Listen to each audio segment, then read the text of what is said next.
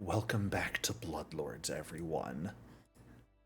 In our last session, our lovely group of individuals were making their way back to Mekatar from the experiences undergone in Lead.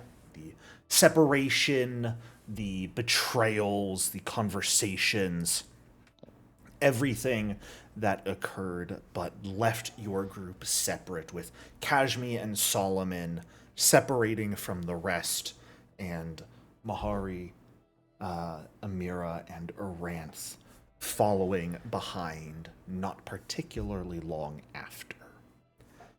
Each of your respective groups, of course, renting one of the many flesh bridges in order to take you south on a bit more of a relaxed pace back to Mekatar. What was a calm and peaceful journey up until you reached the Aksan Wood.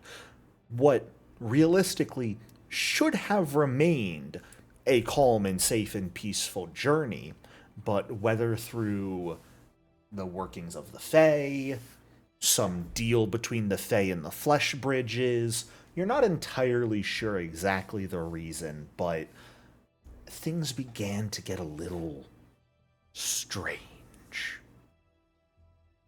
Each of you continuing to believe you were with the rest of your group for the experiences you succumbed to, but at the same time, in reality, each of you has been far separated from one another.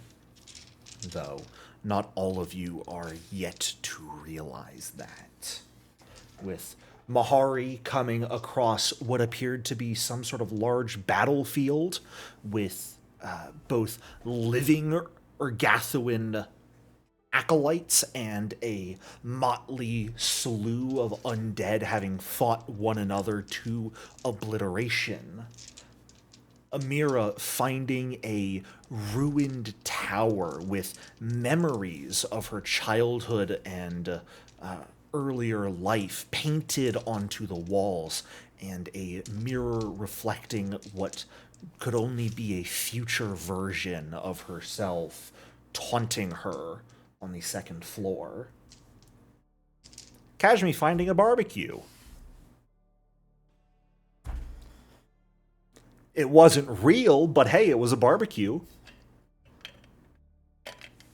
Instead, there was some weird, like, parasite dragon hybrid that was eating people and chatted with Kashmi for a little while, which Kashmi promptly left, even when it offered to show the scenes or events that your friends are going through, but turning into a dragon and fleeing the scene, while Aranth dealt with herself and everyone else losing each and every sense one by one, save for Aranth's sense of sight, before things slowly came back. You found your way to a chapel, and an asshole who just kept telling you to rest. You are the last to arrive. You must rest. And the trees with eyes dangling from them, but honestly, who cares about that part? It was when Aranth left the building, hearing a large crashing sound outside, that you came across Kashmi, who in her dragon form had seemingly impacted the side of this church and caused the entire illusion to fade. Once you managed to awaken Kashmi from her stupor and the experiences she was going through, that is where we ended off, with the two of you now on a path in the Aksan Wood with no one else around. Oh, Jericho, you forgot the part where Amira and Mahari pissed Aranth off even more by not listening to her to get back on the Flesh That's Bridge. because it wasn't actually you guys.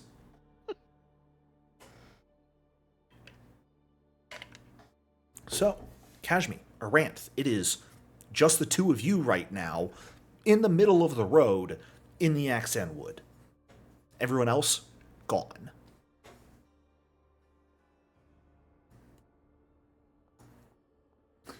What are we rolling? Disbelieve. You gotta tell me if that's what you're doing. Yes, please. I'm sorry, I was muted. That would do it. Aranth is Aranth.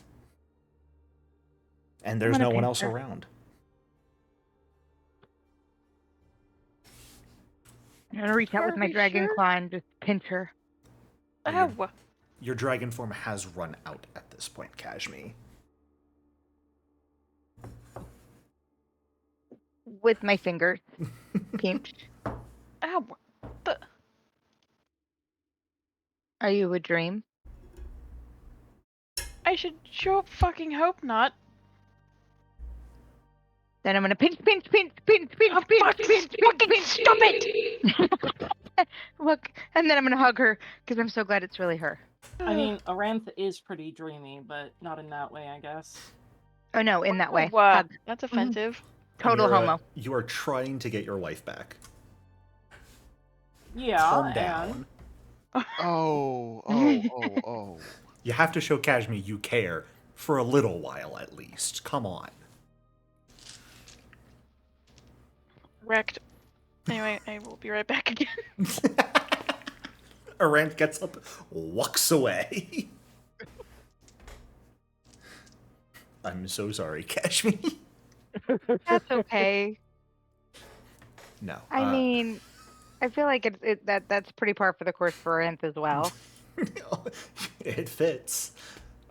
If that is the case, if Aranth does have to step away here for a moment, which it does look like she does, we will go ahead and instead pivot to one of our other two lost souls.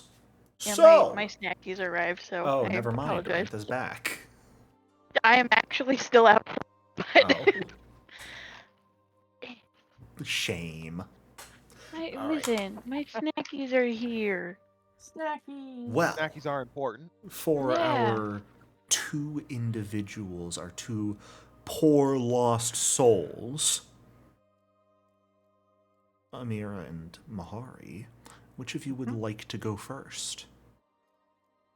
I'll go first. Why not? Bring on the suffering. Fantastic. Then we'll start with Mahari. Oh, no! I can't hit you when you're prepared for it. Are you kidding me? Damn it. You should know me better by now. I guess I should. All right, let's do this. Mahari. So, last we left off for you, you had actually exited the wood. You and, of course, your group alongside you, stepping beyond the borders at the southern edge of the Axan Wood, finding a small-scale battlefield with a few hundred individuals. Two sides of the conflict having... Sorry, I'm suffering here. Seemingly come to blows with no surviving fighters. On one side of the conflict, a group of all quick, who all additionally had holy symbols of Urgathua on their person. And yes, you did confirm they were symbols of Urgathua, not Necressa. On the other side, a motley crew of various types of undead, no real prevalence of any specific type, that some had holy symbols, some did not, seemingly just a random assortment that had come to blows and all perished here in the soil. I don't remember if I asked you this question, Jericho, but do I see any symbols of my patron deity? Zon-Kuthon, of course. Yes. Okay, so Zon-Kuthon's. Yep. All known deities that would have any sort of presence in Geb are among the other factions. Okay, belongings. now, Mahari did learn that when it comes to faith, Urgathua is she's almost the state religion. Almost. Not quite, but if there were to be one, it would be Urgathua. Okay. But the other gods, Zon-Kuthon, Nethys, one of the, I believe one of the Aranes is worship here. All those faiths are welcome in Geb. There is no religious persecution that takes place in Geb. People are free to worship whatever they desire. There are not too many large churches. The ones that do exist are prevalently to Ergathua's on Kuthan, that side of the divine coin, you could say. But Wait, wasn't the worship of Pharasma outlawed in Geb? well, it doesn't look good. Yeah, that would kind of be antithetical to your existence. You're not gonna be, like, directly outlawed for worshipping it, but if anyone sees you worshipping Pharasma, they're going to immediately assume things about you, and they will probably kill you in your sleep if they can help it. And So- I'm pretty sure that the Bellator Mortis will just look the other way. But okay, so all those bearing religious symbols, they're all gods commonly worshipped in Geb. One side is all the other gods, the other side is Ergathua. And the Ergathuans, you said those are strictly the quick. They're strictly quick.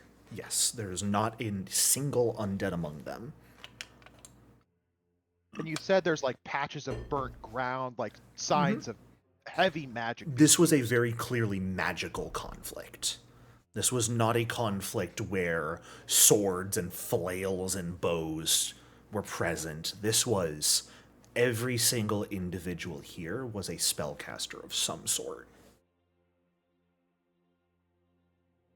Ew, I'm bleeding. Do I see any of the favored weapons on the persons with their various symbols? Yeah, of Like course. scythes, spike chains, Yeah. staves.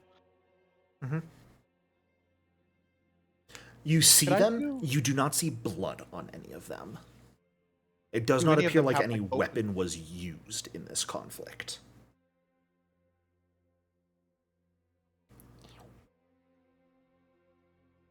Is there like burn marks, frostbite, melting, Yeah. shock burns? It was very clearly a wide variety of magic was being used.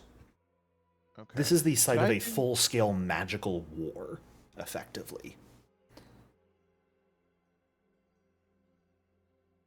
Could I do a couple of recall knowledge checks to see if I can, piece together anything about the Church of Ergathua? If like there's some type of, I don't know, because this just kind of screams suicide. At least on her worshippers' end, like they died so they could become undead. It does not seem like that. Okay, doesn't seem like that. No. This was a conflict where they were fighting to the death. This was not a, hey, come kill us and turn us into undead. This was... Actually, that's an interesting point. As you are thinking hate about crimed? this... No, Wait, what? they were not hate crimed. This Okay. was an actual fight. As you're thinking about this, Mahari, and you're thinking maybe this was just like an elaborate suicide turned to undeath. No, this was a fight on both sides. This was two groups of people, neither willing to give ground on a matter. And as you think like this and look around once more, in the distance, you see what appears to be a war camp. A full slew of tents and pavilions, preparations where one side of the conflict would have gotten ready for this fight. This was not something sudden that happened. This was a prepared conflict. Am I too far away to notice movement? You don't notice any movement from where you are. You are quite a distance away, Yeah, okay. but you don't notice any movement over there.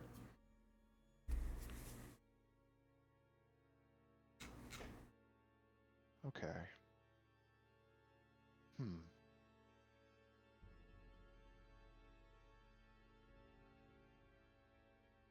Looking around, Mahari begins to think this was most likely just mortals with ideologies that conflicted or petty grudges, because the gods that are worshipped, they don't give a rat's ass what we do. As long as we, for Gathwa, as long as her followers promote undeath and Zonkuthons promote pain and Nethys promotes magic, the gods are completely ambivalent to what we do on this plane. Huh. Okay. And next to me is a Mira, correct? And the flesh bridge? The flesh bridge is actually gone at this point. You're not sure where it is. But they're not directly next to you. You see Amira and Aranth both like separated and combing through the battlefield looking for anything valuable at the moment. And I don't see Kashmi, correct? Correct. Okay. I'm gonna get Aranth and Amir's attention, signal to them and then point at the war camp. Yeah. How far away would you say it is? A mile? No, Couple not hundred nearly feet? that far. It's a couple hundred Okay. feet. You're like Okay.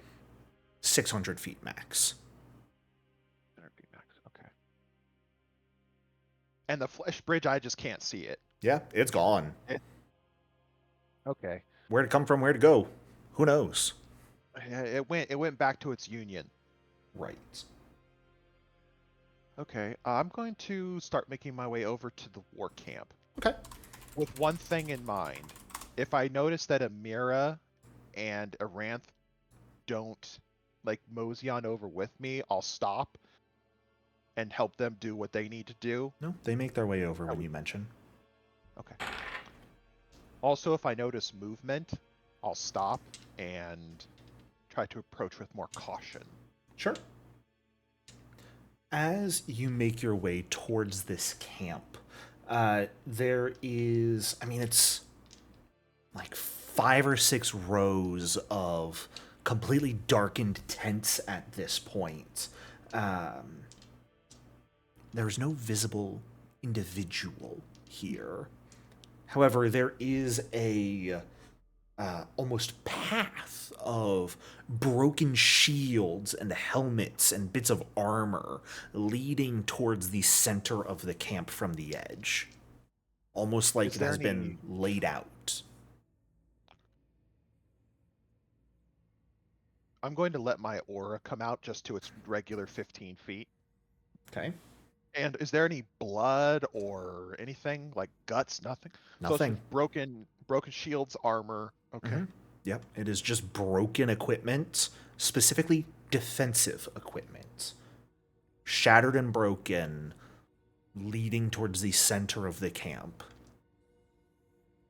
And is there any iconography on this broken equipment that would denote which side it came from? Not at all. It is completely blank. Okay. I'll cautiously follow it to the center. Okay. Real quick, when I entered, can I get a general feel for how big the camp is? Yeah, not super big. It's maybe like 40 tents in total, laid out in pretty neat lines. Okay. So not huge by any stretch of the means. Based off of the number of corpses there were, you'd have to assume that if this was the camp for one side of the struggle, they were probably like 3 to 4 people per tent. Okay.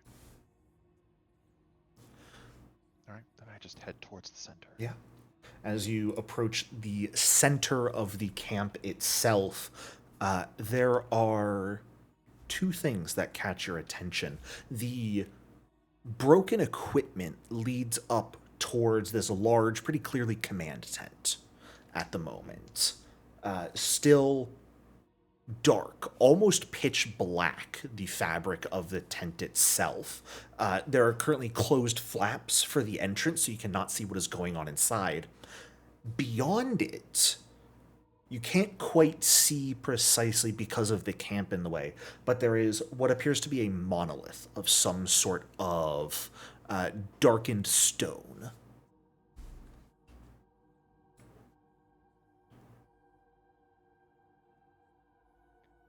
Is this okay? I might be getting. He's dying. I killed him in real life. It's my power I'm as a dying. GM. I'm God real damn it. fucking good at my job. Okay. Jericho, is this monolith similar to the ones that we've seen outside of Mekatar? Are you talking about the one monolith that the time skip group saw during the events of your capture? Yeah. Or is that something Mahari even would That's have something seen? Mahari doesn't know. Because Okay, this then was never mind. something Barris Mordoon saw, not something Mahari ever saw.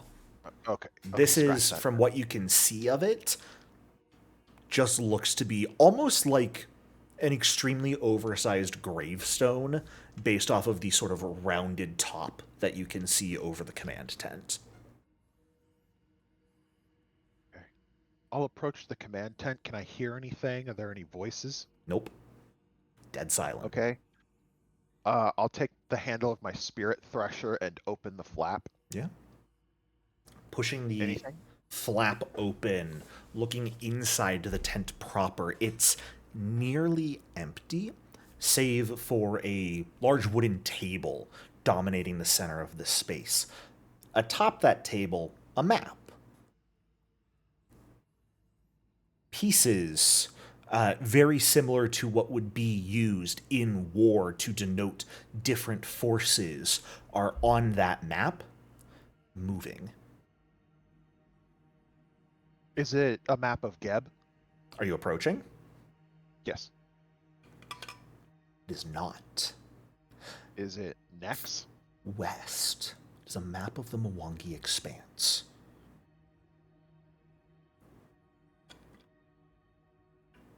Give me a recall knowledge roll here, Mahari.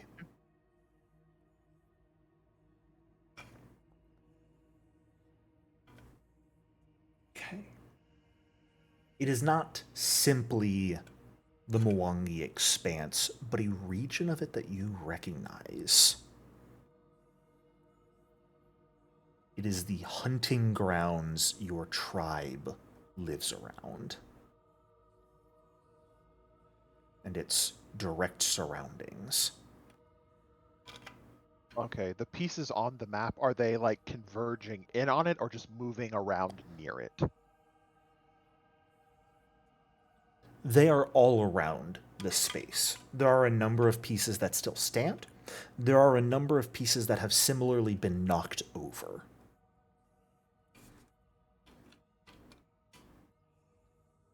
But it looks to be, actually, based off of your recall knowledge roll, the exact number of pieces correlates to the exact number of members of your tribe last you lived there.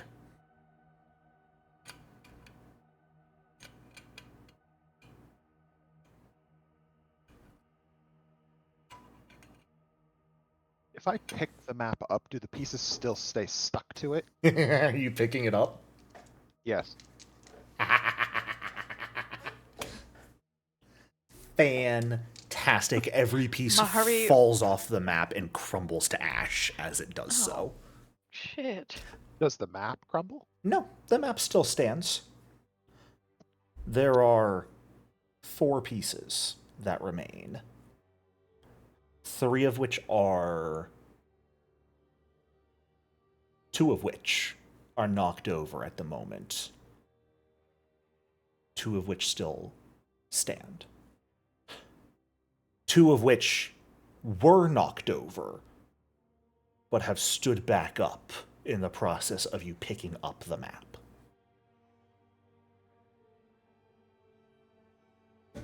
Are the pieces all the same size?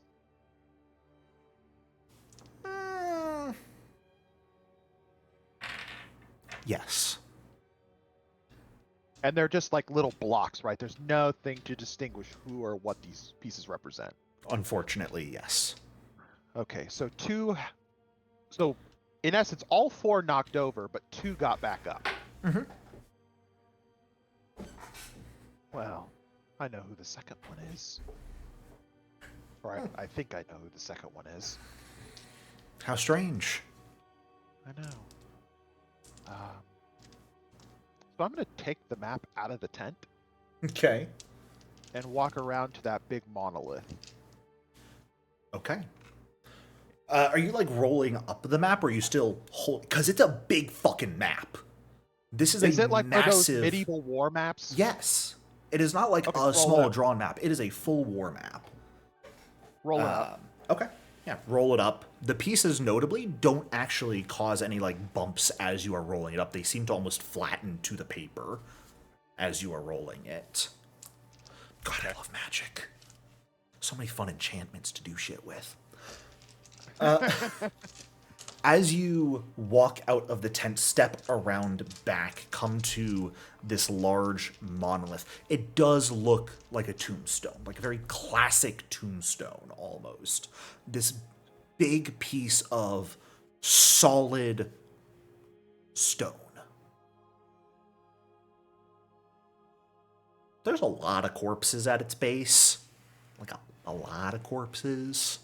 All of them in various forms of like prostrating themselves, supplicating towards whatever this monolith represents, and also in various strange stages. Some of them are just entirely missing faces. Some of them are perfectly preserved. Others have expressions of agony on them. Others still have expressions of peace and acceptance. It is a eclectic mix of figures, all dead at the base of this monument. And were these the quick? Were these the dead? Mixture of both? Mixture of both. Any identifying marks on any of them? Nope. No holy symbols. In fact, none of them are even wearing clothes. They're just bodies. The closer I get to the tombstone, like how close can I get before I have to start walking on people? Probably about 20 feet away. Is there any writing on the stone? None that you can see from that distance. If you wanted to get closer and examine it, you certainly could. Yes, I would like to. And yes, I'll step on everybody. Fantastic. Mahari choosing to step on everyone underneath him to get closer to what his goal is at the moment. That's what I like to see. As you walk across the corpses, stepping up to whatever this monolith is, there is no writing on it, but the stone itself is engraved slightly. As you approach, you can just barely make out there is a very slight part of it, no more than a few millimeters in thickness, that is extruding. There is some sort of design on the face of this monolith that is near impossible to see.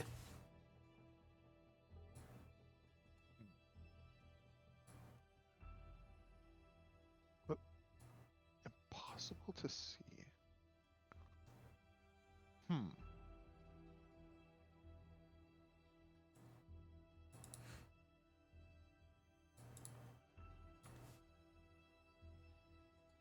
Do you want to touch it?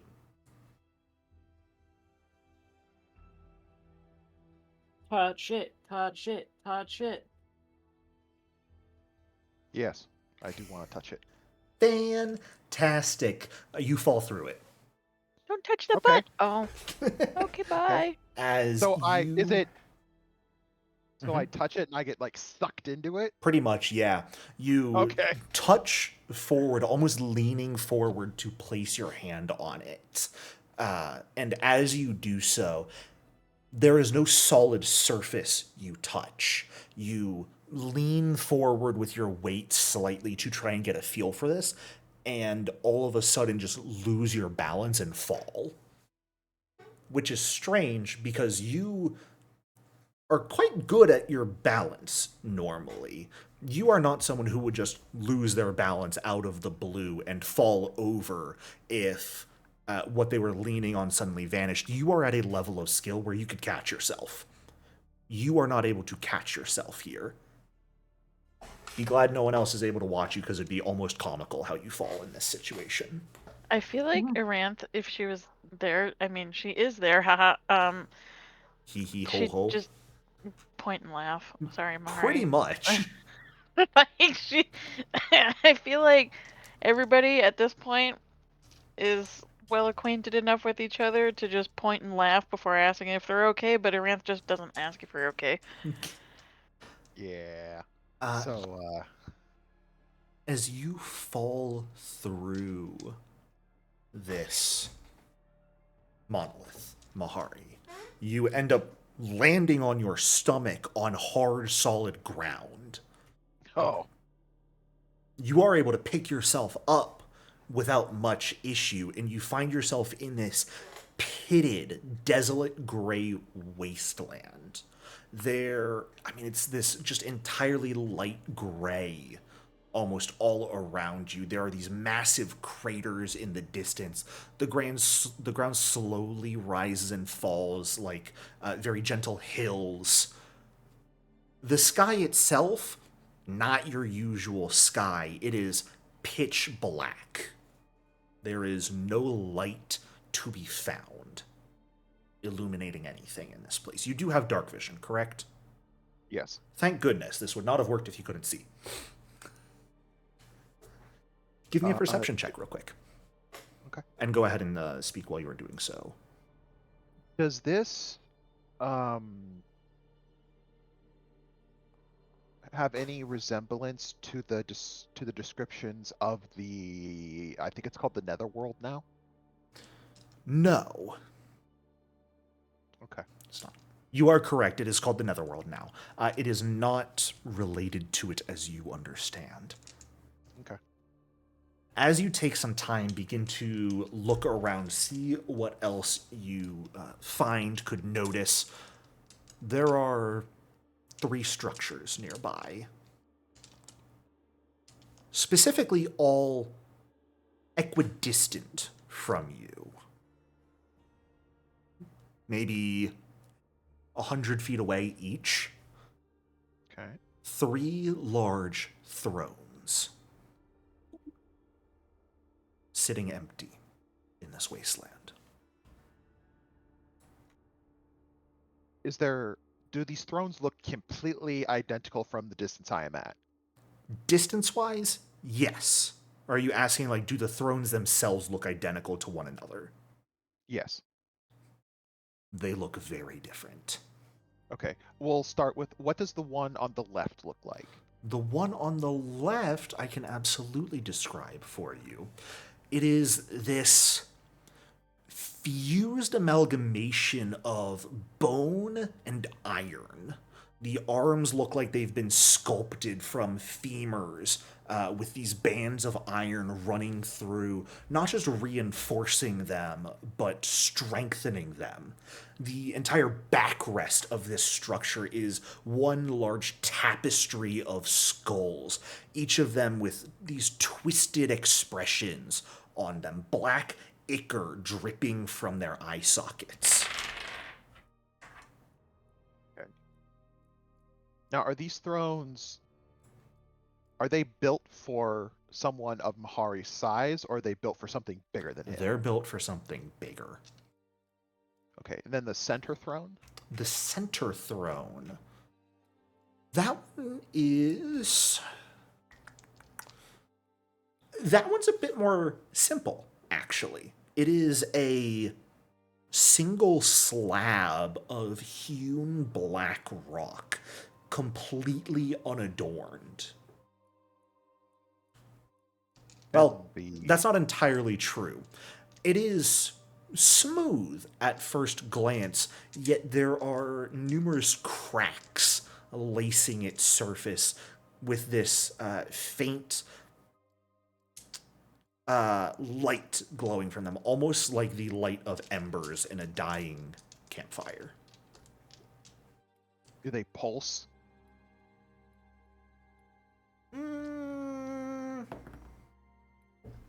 From where you are, you're not certain, but it almost looks like the light is growing stronger and then reducing in time to your own heartbeat. Okay, and then the throne on the right.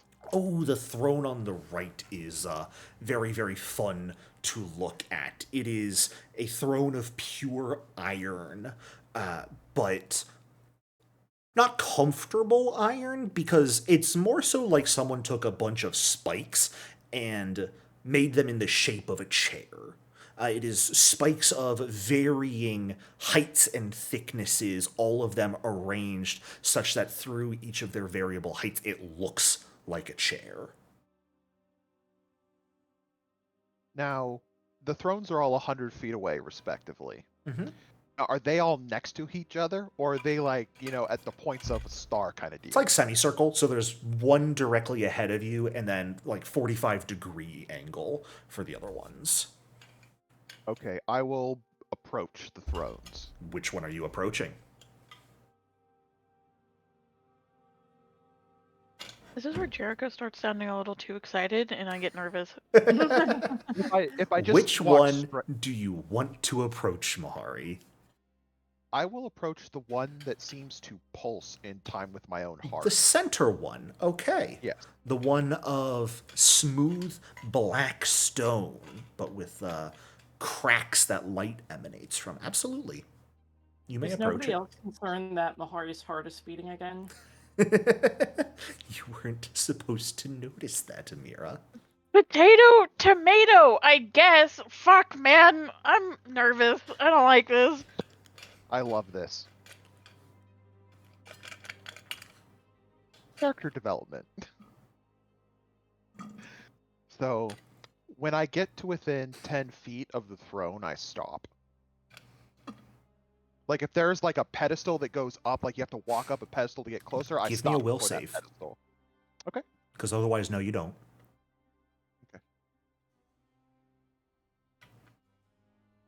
Do I get my symbol of conflict benefit? No. Okay. I just want a flat will save here. Can I is this hero pointable? If you would like to, you may. Yes. Consequences may or may not exist for this.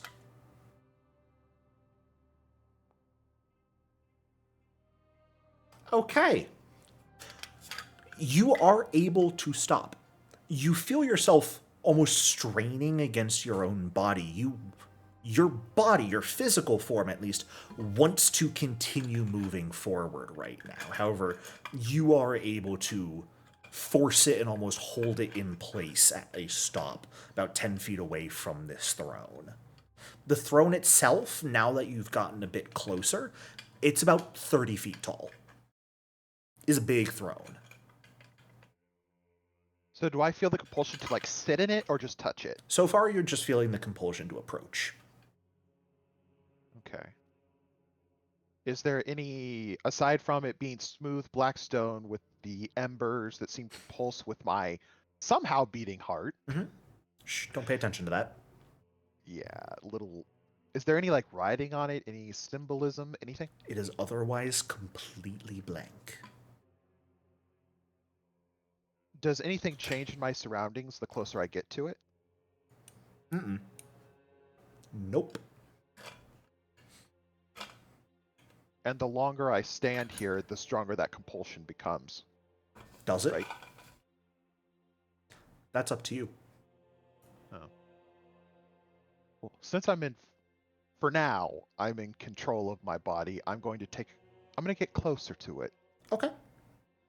You approaching it so that you could touch it, or are you just trying to get about 5 feet closer? I want to get close enough to where I could reach out and touch it, and then just stop. Fantastic. Yeah, you get about an arm's length away from this thing. It is big. It would be hard to actually get up into the seat from where you are on the ground without like jumping and actually pulling yourself up to it. There's no stairs, there's no dais this thing is sitting upon. It's It was just just sitting on the meant- rock below. And when I was approaching, there was nothing in the seats of these thrones. They were just Correct. completely empty. Okay. Mhm. Yeah. Waiting for an occupant almost. Okay. I'm going to reach out and touch it.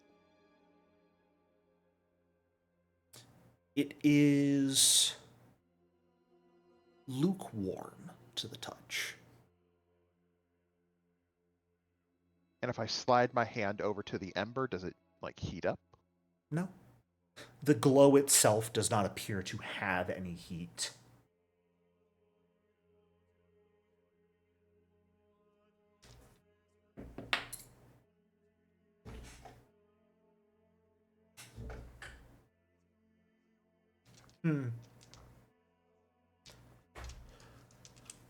Success or failure, Mahari? Failure. You didn't even let me finish my question. Oh, I didn't know there was more to it. Sorry.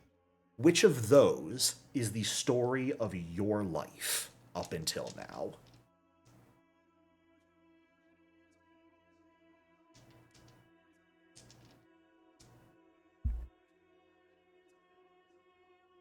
Ask those hard-hitting questions.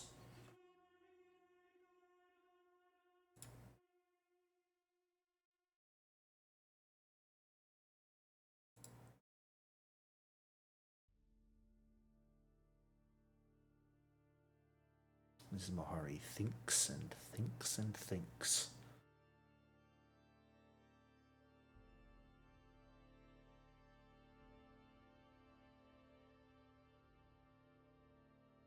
Just overall, has my life to this point been a success or a failure?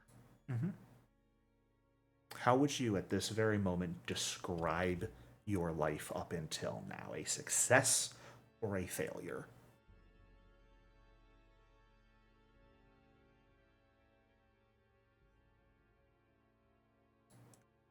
Hmm. His life has facets of both. I don't give a shit about that. I want an answer. Success or failure? Which is the story of your life right now? Success. Okay. Stairs begin to raise up towards the chair under your foot. There is, as your hand remains on this crack, almost following it up the side of the armrest as the stairs lift you up. You don't feel warmth, but you feel a presence. Something inside the chair. Whatever that source of light is, whatever is matching the beating of your heart, desperately wants to break free right now. It can't, but it wants to. It needs someone in control to provide that opportunity.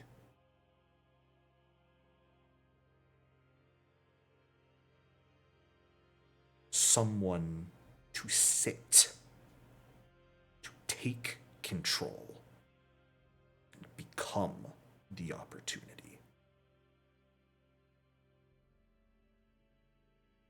I ascend the steps up to the throne, and as I ascend them, does the feeling become stronger?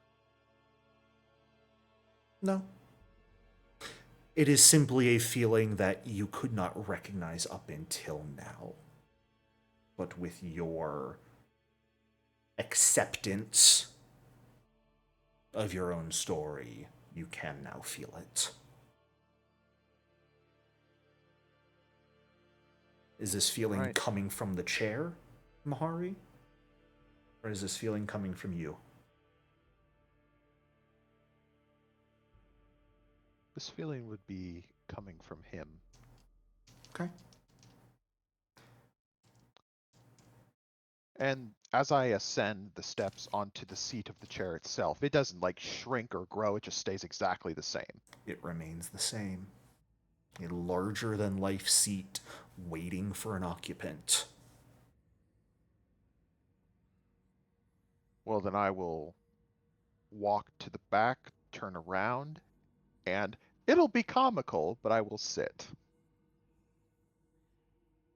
Fantastic. Mahari sits in the chair, and from all around, a deep laugh begins to emanate. Oh boy. A throaty chuckle in a voice you have never heard before, but has always been present.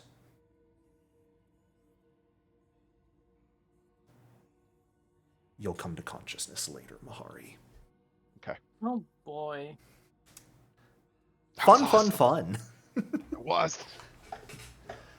So, Amira, we're going to save you for later, and instead we're going to pivot back to Aranth and Kashmir in the Okay. center of the road. We're going to just let you stew and suffer a little bit.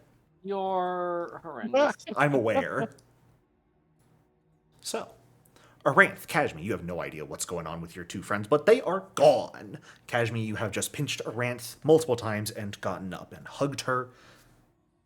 What is it the two of you would like to do at this point? You are, aside from one another, on your own.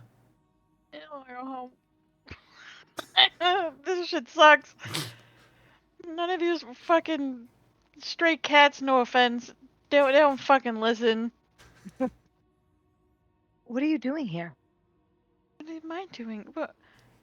I was following fucking Amira and Mahari, and then I wasn't. Kazmi does a and now we're painful here. eye roll and immediately, like, turns her head in distaste and is like, well, that was stupid. Let's go to Mekatar. Get on. Wonderful. It's the first good fucking thing I've heard all day, actually. Can I dragon again? Do you have another spell slot? I don't think so. I can ooze form. Can I ride my ooze? Darling, You better think about how you choose to respond to this, because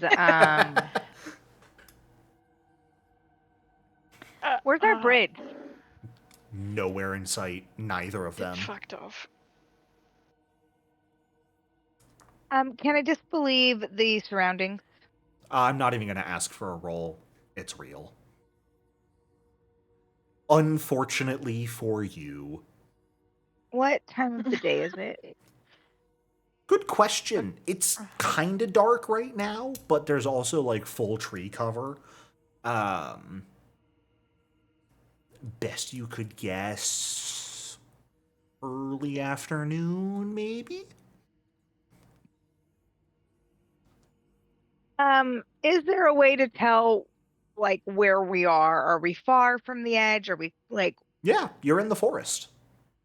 like in the forest, or like towards the end of the forest? You're in the forest. I hate the fucking forest. Reaching my ever need pouch and I'm pulling out kerosene. We're burning the fucker down. Well, hold on there. So Kazmi's gonna reach in and pull out the kerosene and the little lighter and look at Aranth. Like, yeah, Let's Little just, box of yes. matches. yeah, huh? Yeah.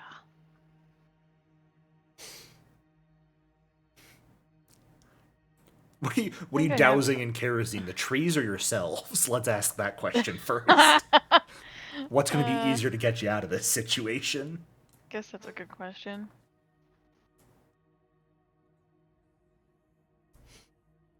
Oh my God, Aranth, I need you to get it together. You're supposed to What? lead us.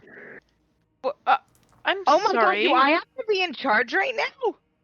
What the fuck? Get your shit together. I'm gonna grab her hand and start marching in a direction, any direction. Kashmi has clearly lost it, Aranth. You have left me to be in charge. No decision is being made. Kashmi's going to make a decision. Okay. I'm confused. So from wherever she is standing, she will take Aranth's hand, turn a hard left, and march in that direction. To the left. Fantastic. So just off the path into the woods. I mean, what could go wrong? A lot. I mean, I didn't know we were on a path. Kashmi will go the way of the path. Okay. Well, But to the left. so both of you came from different directions on the path. Oh, we're going back to the bar. Well, where'd you come from? That way. I don't even. Yeah, I was gonna say I don't even know if Aranth knows what direction she came from because everything's backwards and fucky. Well, let's go get my fucking gigolos. What are male whores called? Gigolos or whores, either one works. Yes, let's go get my gigolos. And we'll figure it out from there. So she will head in the direction You- she came from. You what? And then she just follows. She must be talking about Solomon, right? Who? The three brothers Ghoul, apparently. I love them. Well, they're dead and gone. They Not have all been of them. consumed. I remember. You let one go near the weird parasite dragon and fucked off. He's probably fine. The parasite dragon assured me he wouldn't eat him. So, like, I trust the honor of a dragon. Okay. Kashmi's talking to the strange voice in the sky again, Aranth. Something's going on here. Just another fucking Tuesday.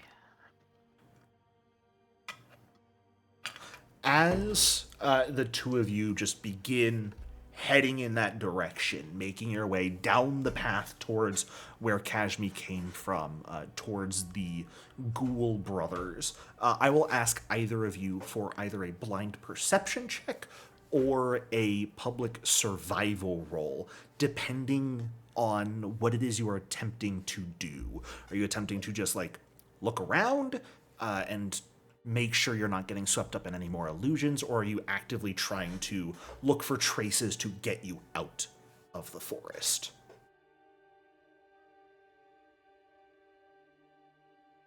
Is it A effectively blind- seeking or tracking?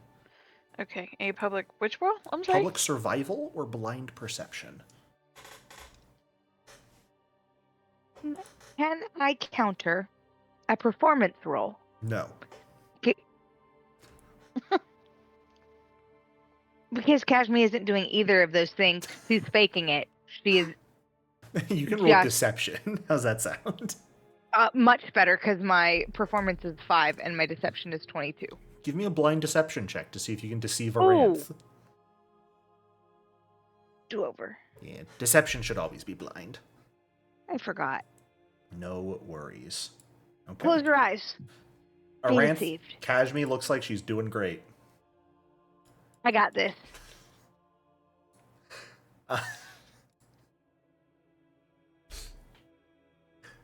Fantastic. I'm gonna keep a buck with you guys. Iranth, as much as she wants to think Kashmir's doing great, Iranth is probably disassociating at the moment, actively, and just Because whatever you're never happens, getting happens. out of here. Yeah, just we are You're back so in the fucking fucked. building again. You guys are so fucked.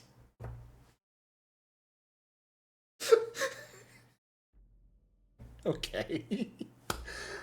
Fantastic. The two of you just begin making your way down the path, and I was just about to pivot to Amira. What a shame. My timing is horrendous. Well, alright then. We shall make a slight adjustment to that case. Good news is, DC to find something, not high. So, Aranth, even you yourself not paying the most attention, still notice when something changes. When the ground ahead of you on the path begins to split slightly, cracking as if a fissure is being created in front of you. This is maybe about 40, 50 feet ahead.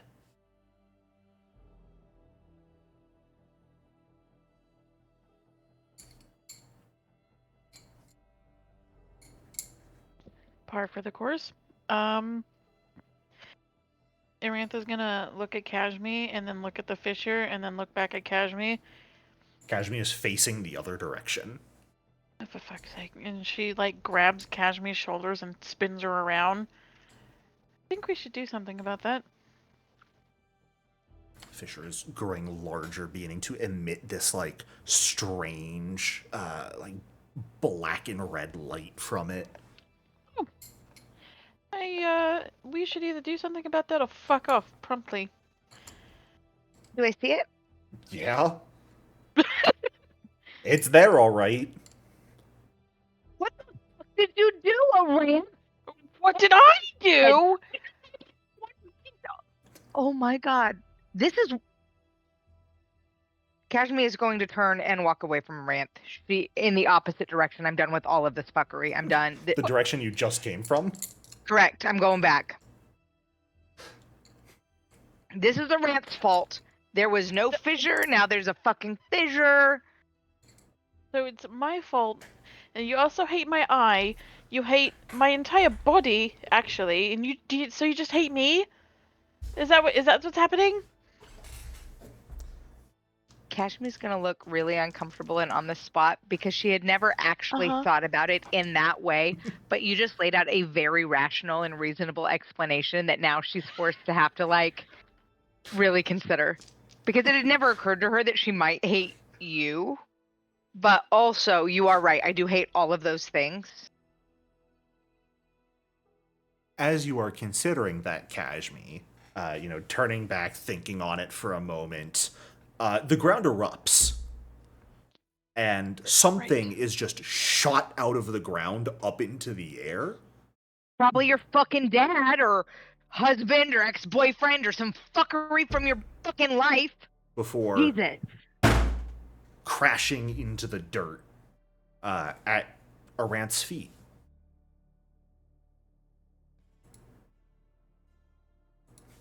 I really don't like any of this anymore. It's a person. Well, It's Lauren. huh? It's a dog. Oh, good. I'm gonna push Aranth out of the way and steal the dog. It is a large dog that wears armor. Mahari? It's Mahari. Unconscious, fur singed, just launched out of a fissure into the ground and at your feet. See? With Now, is zero... that my fault? Because I just With found Mahari. Thank you. You're welcome. For fuck's sake. Can I disbelieve? But I would like to not disbelieve Mahari. I would like to re-disbelieve Aranth. I don't like this Aranth. Sassy Aranth. Oh, I'm sorry. It's real Aranth. It's super real Aranth. I want Aranth to know that I am actively trying to disbelieve her while wholly believing Mahari's in front of me. With that So, Nat like, 1, mad Kim, you have no side choice eye. but to accept this is the real Aranth. Much as you would like to try and deny it, you keep, like, side-eyeing while looking at Mahari, and then going, fuck, no, that is Aranth? Shit. As she looks at you and recognizes that this is the real you, like her lip is gonna curl, and like that thought in the tickle back of her brain that maybe she actually does hate you. Like she knows she doesn't hate you, but I don't know that I necessarily like this new Aranth. I am gonna not. Stop No. talking. I have to take care of my dog. I'm Kashmi gonna. doesn't like Aranth without a hole in her chest.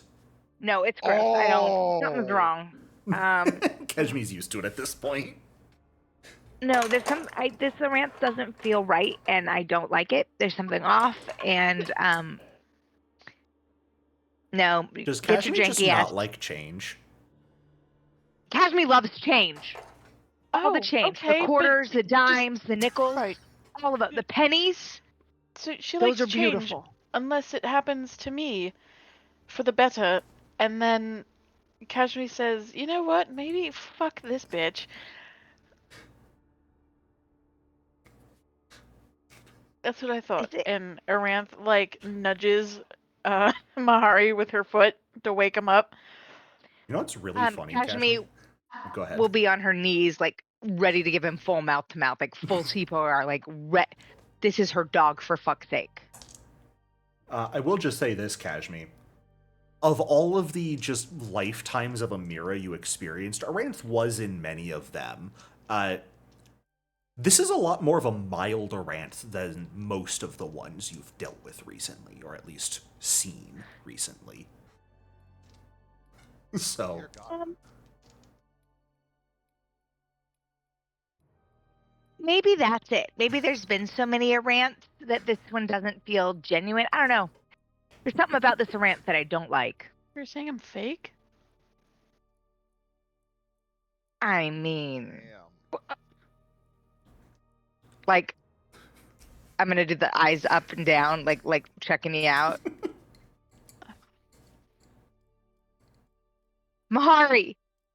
Mahari, shake, shake, shake. Mahari. Aranth's Mahari. getting like ready to Is this- fucking kick him again to wake him up as Is he's this- If you starting to kick wake my up. dog, I swear to fucking God, bitch. Does this wake me up, dear? it does wake you up, yes. The shaking wakes you up without much issue. You come to consciousness on the ground, smelling a bit of burnt fur, but with Kashmi and Aranth both standing over you. The last thing you remember was the moment you sat on that chair and heard the laugh. And the laugh, I have no clue about the voice. It is completely foreign to me. It is a completely foreign voice, yes. Now, could I, before I was shunted out of whatever that was, No. No? Okay. I don't know what you were going to ask, but no. No? I couldn't tell if it was mocking me or... Nope. Alright. You don't know. You heard a laugh. So Mahari's eyes open and he looks around. He looks at Aranth. Then he looks at Kashmi. And he's just kind of staring at her and he's just like, I hate universal cosmic truths. They suck. The And then most he, like- profound thing Mahari has ever said. I was gonna have Kashmi will Aranth look at him. No, listen. I was gonna have Aranth say, "Wow, those were some remarkably large words, darling. Are you okay?" Okay, now can I Mahari- disbelieve? He's real, unfortunately. Oh. Things have changed since you left Kashmi. Oh. Mahari will look at Aranth. Yeah. I think it was something in the tea. Did you pick those words out of the 10 gold bucket? So proud of you. Thank you. Then he'll, God. as he That was gets up, sarcasm. Well, Mahari said thank you. Mahari- It really is the bad timeline. Manners, Now big the gang- words. Jeez. Now that the gang's all here, I think it's time we get back to Mekatar. I'm done with this shit. How do we get out of the woods? Mahari, get us What? out. I don't want to be here anymore. Use your dog smell or whatever you do. Just please, I don't want to fucking hate it here. Mahari will like lean down and nuzzle Kashmi the way you would see a hyena do. All right, let's get out of here. But where's we're missing someone. No, Where's we're not. Amira? Kashmi's gonna bury her face into Mahari's fur chest, and then she's gonna put her hand out like behind her for Aranth. She's not gonna actually like look at her or acknowledge her, but she will invite her into the communal hug. And Aranth doesn't speak sign language or mind reading, so she just kind of like stares at the hand. and then looks at Kashmi those will then two. start like hand flapping the hand to Like this? demand That- a hand they- into they- her hand. She still doesn't mind read or sign language. She's like, If you do not put your and her, all you hear is muffled into Mahari's chest. If you do not grab my freaking hand, I swear to God, it would leave you freaking off in the woods. And it sounds exactly like that. and Aranth will slowly give Kashmi a high five and start walking. Kashmi's gonna go the opposite direction. Fuck that bitch. You can let the woods fucking eat her. I'm taking my dog. Let's go.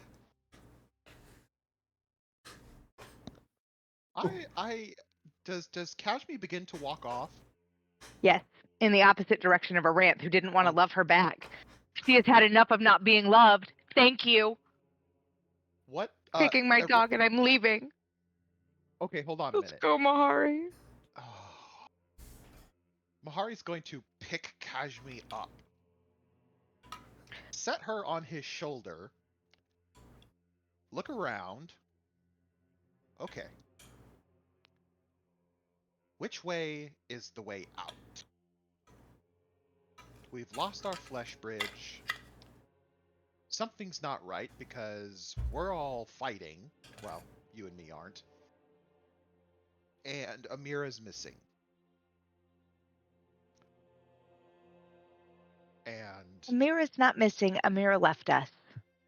Like she always fucking does. No.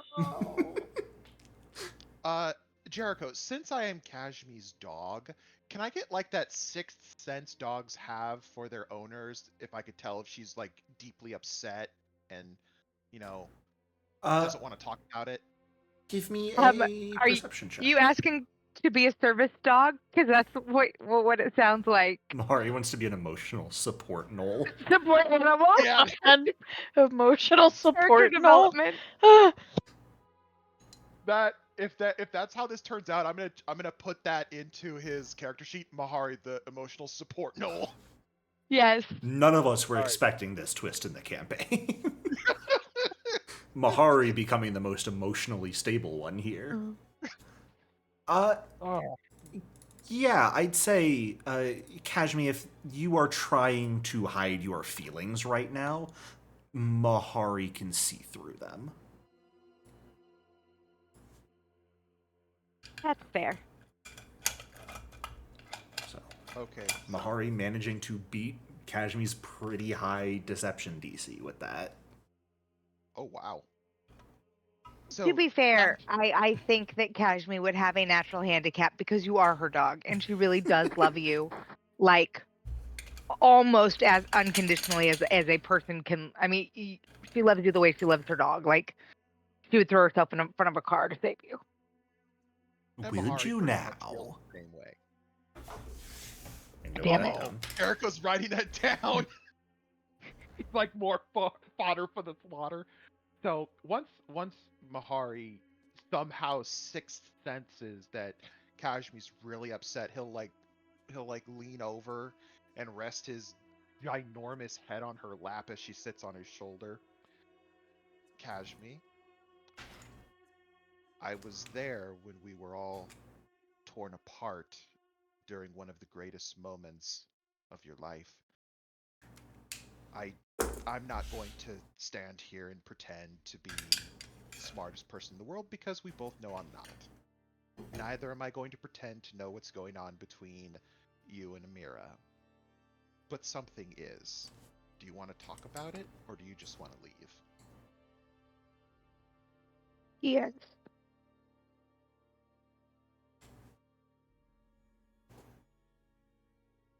Jericho, does my role allow me to know what that yes is for? It's a both. Talk and walk, Mahari. Okay, let's talk and walk. Did Aranth head towards the exit of the Axion Wood? Good question. Who knows? Well, then we're going to head that way, and as me and Kashmir are moving along the path, Mahari will surprisingly, okay, Kashmir, what happened? Just tell me. Just let it all He out. doesn't love me. Well, Kashmir. And do I notice her ring is gone from her hand? Kashmir has put it back on by this point, I believe, correct?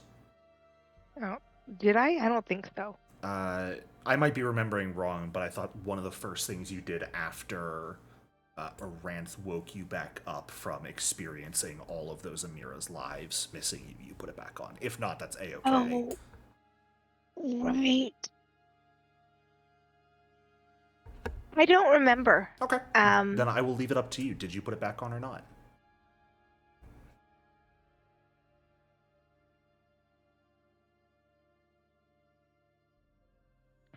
I don't think so.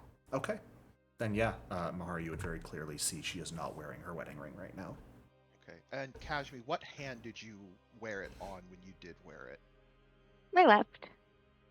So he'll reach up and gently take your hand and stroke his thumb over the wedding ring finger. It was there once, Kashmir. It doesn't have to remain empty forever. You don't understand. You're right, I don't. So, just tell me so I can. She kicked me off her team. How? That was our one fucking deal. Our one deal is that we would have no secrets and we would do it together. And she had secrets. And we didn't do it together. And she stole from me. And she stole from Aranth, who also doesn't even love me. Well, to be fair to you, I don't know if Aranth loves any of us. I think she likes us. Aranth is right there. As like, Mahari's giving it his best! Aranth rolls her eyes and in her brain goes, tolerates at best, bitch. I know, right? yeah, seriously. Like she's like following after you guys and listening to all of this emotional gobbledygook, and at some point she's just like, But, The occasional wretch. yeah. But, Kashmir, when it comes to secrets, I mean, we all have them, but I'm pretty sure you're referencing the much bigger ones, such as the whole blood-taking thing. That was mine. It was. She lied to me. She lied to me, which is so fucking rude. Because what she's saying is I am too fucking stupid to know that she is lying, or such a base human or unhuman, whatever the fuck I am, such a low person that I couldn't handle the truth. Either way, how fucking disrespectful. To think so little of me as a person. Was it she thought little of you, or she didn't want to hurt anyone? She's a sneaky liar who lies. She does. No one can deny that. But she lies for you. She lies for me. She even lies for Aranth. Now, granted, some of her lies have been very, very stupid. And we all saw that before we found Lord Draven. And I'm pretty sure we can all agree, including Amira, that Aranth was very justified in what she did. But if we don't stick together through the thick, the thin, and the dead, Oh, we're she all took going our to fall blood. Do apart. you know what he's gonna do? I have a Look what he very did to bad Aranth! guess. Like, dude. There's probably 100 of us already cloned out there, doing God knows what, fucking up shit.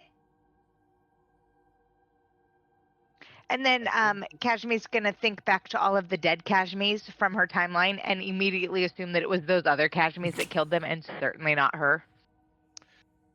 Noticing Kashmi starting to become more distressed as we talk, Mahari's gonna reach up, take her hand, and put it on his head and like do the petting motion to calm her down. Kashmi's really exhausted.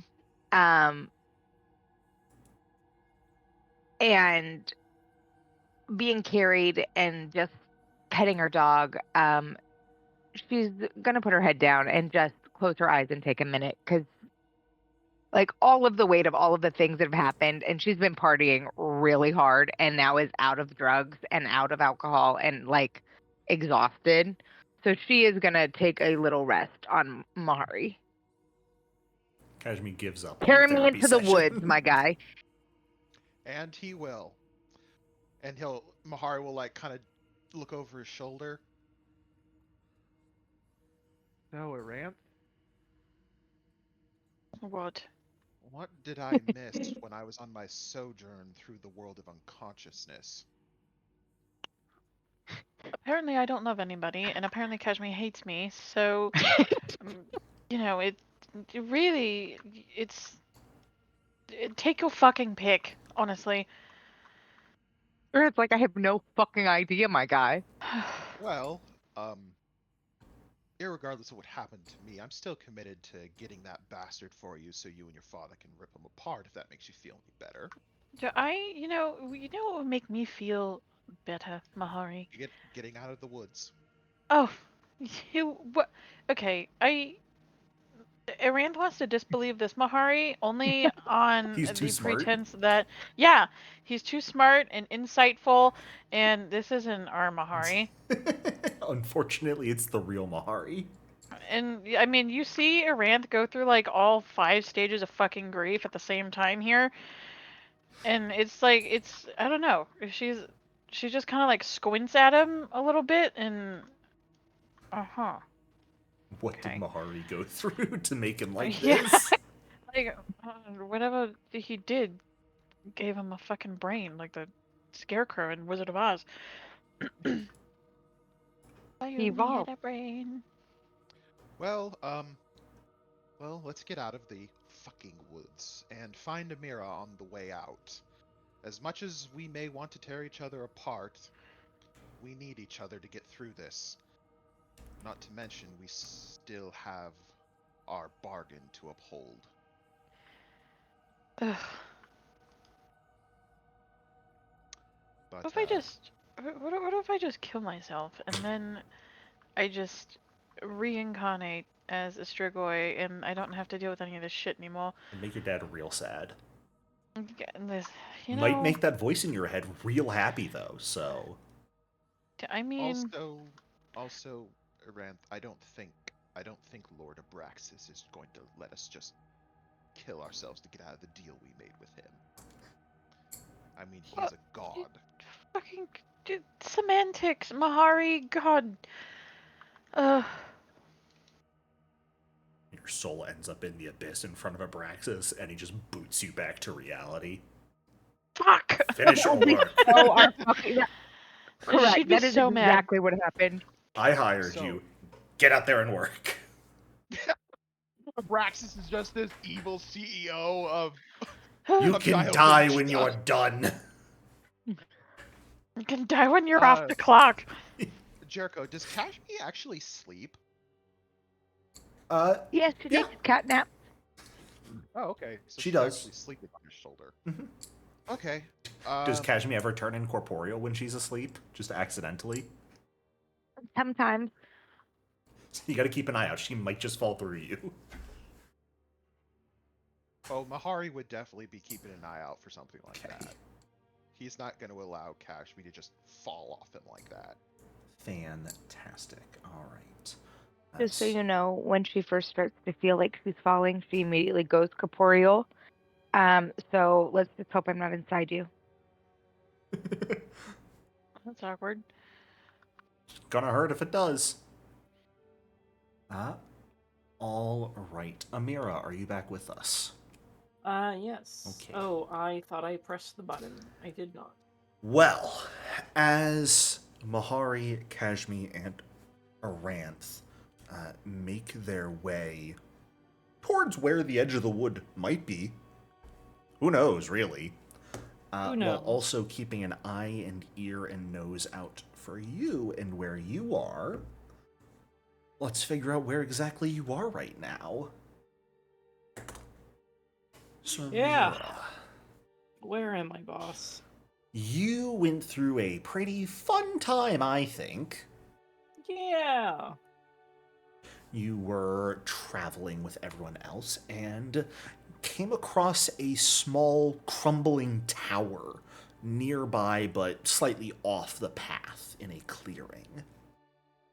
Upon entering said tower, the first floor of it was empty, aside from a ladder heading up to a trap door on the second floor, and 3 very large paintings on the wall, each depicting a completely different phase of your life. Strange, to be certain. Upon making your way up the ladder, completely disregarding where the rest of your friends may be, pushing your way up, you found yourself on the crumbling second floor of this tower. The roof caved in and gone, just the sky above you, but on a single wall, a mirror. In that mirror, you, staring back at you, looking the same, but standing alone. The last creature alive in existence. Someone who did what you have always dreamed. Survived. Outlived anyone who could harm you, for nothing can harm you if everyone else is dead and gone. Yeah. Makes sense, right? They didn't seem happy Well, at the you end of all know. that. You know. And there was a lot of judgment in their gaze towards you. So, you, of course, shattered said mirror. Finding the wall beyond it was completely open, but not like open 20, 30 feet up in the air like the second floor of a tower would be, but with the actual forest floor stretching out beyond it as if this itself was ground level. And you chose to step beyond this mirror, outside of the tower, onto whatever this ground floor is of the outside, into this world.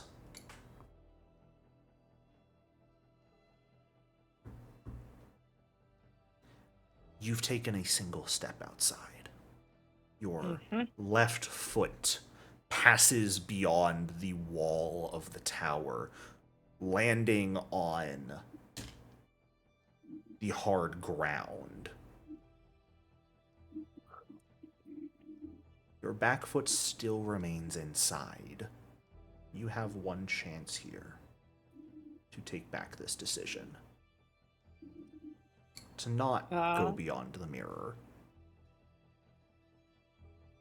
Still keep going.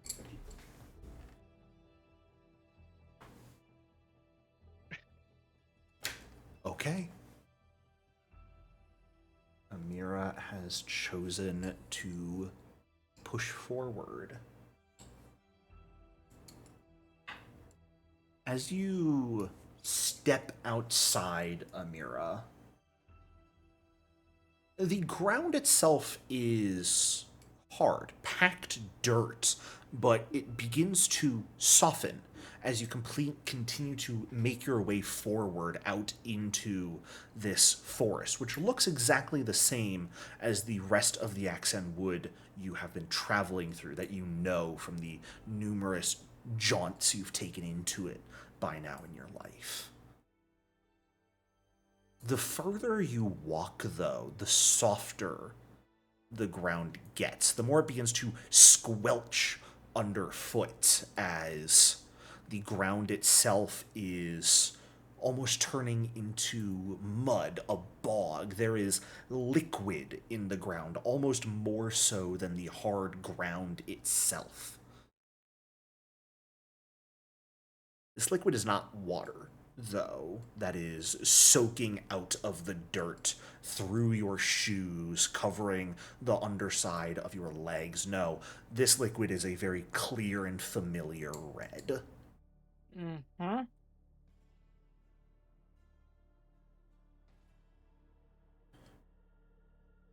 It's a lovely swamp of blood. Fantastic. Nothing wrong with that. Yeah.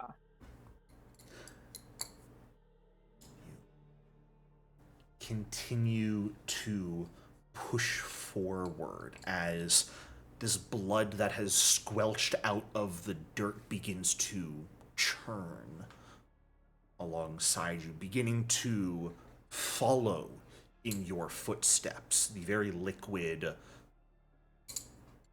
chasing after you, flowing in the path you yourself are creating. Wind begins to blow. These great gusting bellows.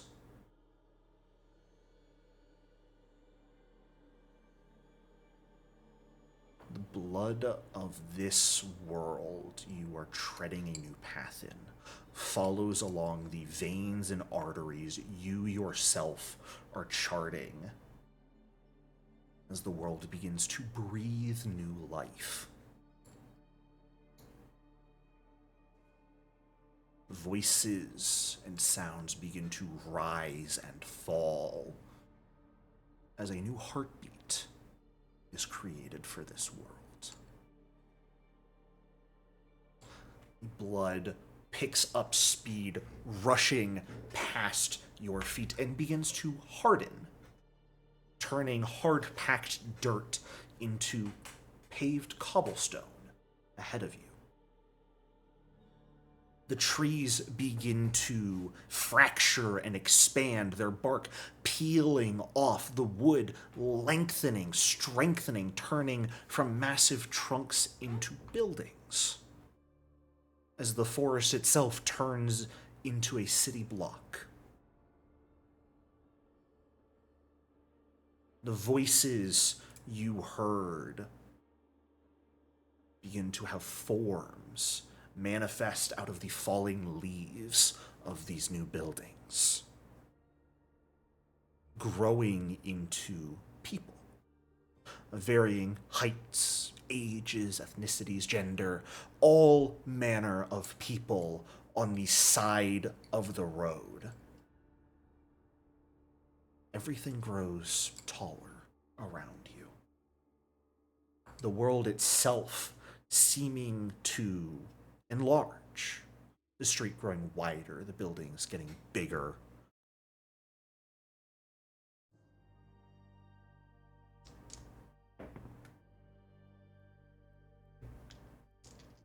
It takes you a little while before you realize it is not that the world has grown bigger in this moment.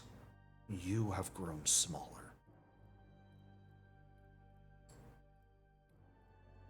Gone is the grace with which you have carried yourself these last decades of your unlife. As you find yourself in the body of a little girl. Oh no.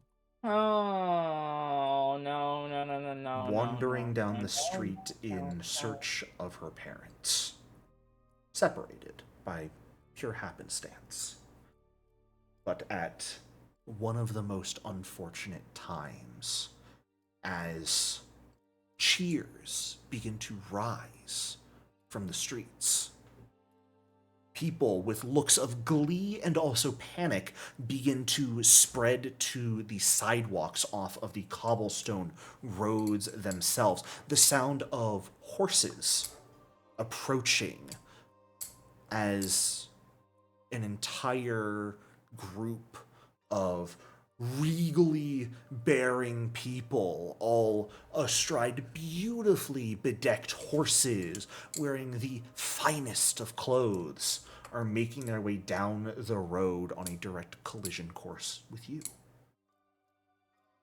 You hear a few voices calling out to you to get off of the road, get out of the way, get to the sides. Do you? Yeah. Amira would actually absolutely try to scramble out of the way of this oncoming carriage. It's easy enough to. You scramble out of the way of this oncoming contingent of figures. Of course, leaving behind the other child behind you, who doesn't get out of the way. Wait. Who stands hold there on. in fear.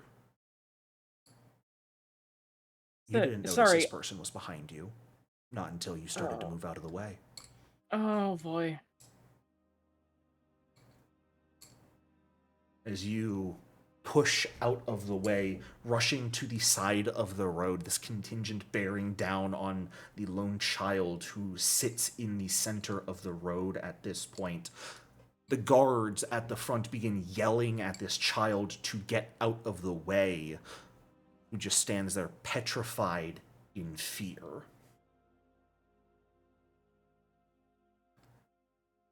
I am not going to describe what happens next, because it's not something I particularly want to describe. Yeah. But this is a scene from your memory, Amira. Yes. When you stood on the side of the road and watched a child beaten because they would not get out of the way while no one said anything to the person in power doing the violence, because they had that power, because they could get away with it. If I recall, this was the moment you made a decision, correct? Mm-hmm. That it was. Does that resolution change this time, when circumstances play out differently? Because in this world, there is no beating that occurs. There is no violence enacted upon the child. Instead, the guards yelling at this child to get out of the way, to move.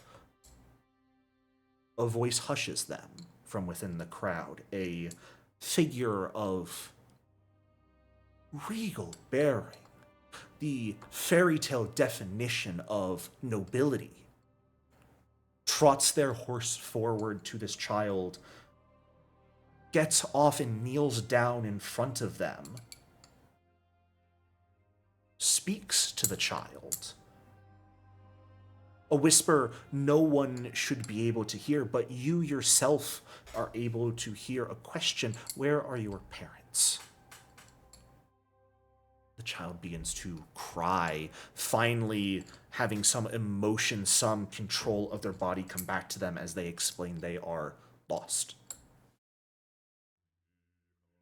And their sister just left them behind.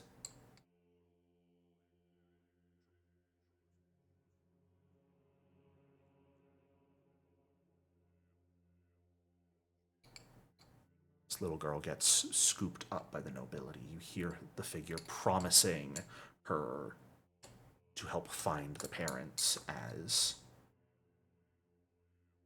puts her on the horse, and they continue to trot off as the nobility speaks to a few of their guards, asks them to begin asking around after this child's parents. They need to be returned to the parents. Parents need to be let know that their daughter is okay. How does Amira react this time?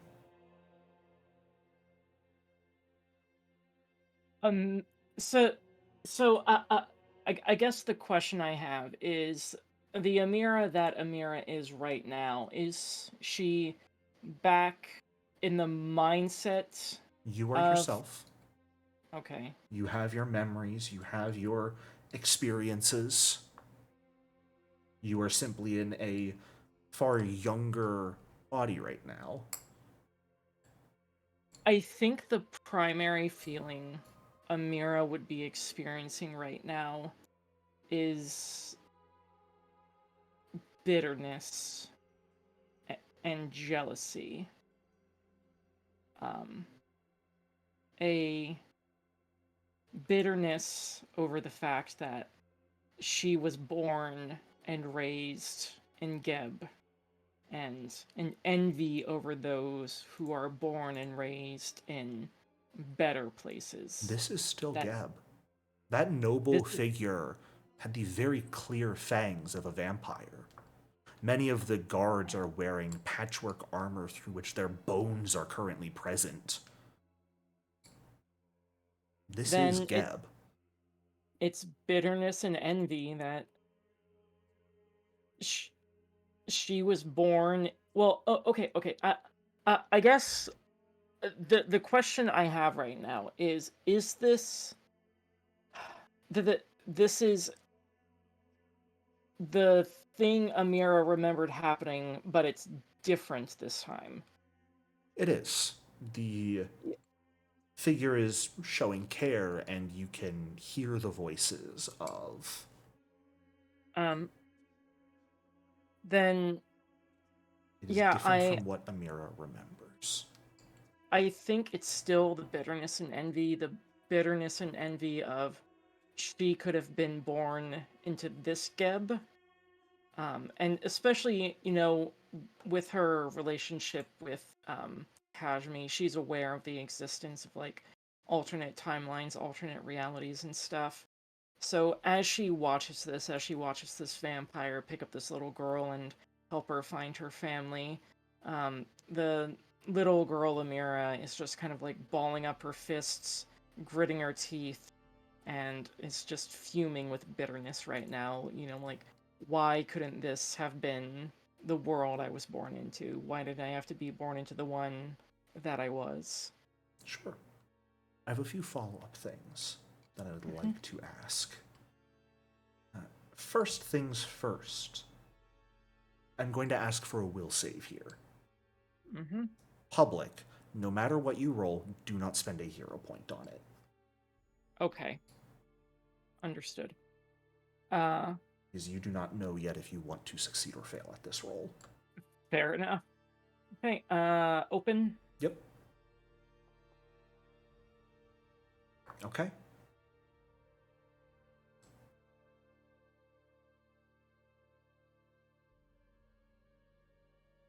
Did Amira catch in the conversation that she just overheard when this young child who was taken care of by the vampire say that her sister just abandoned her?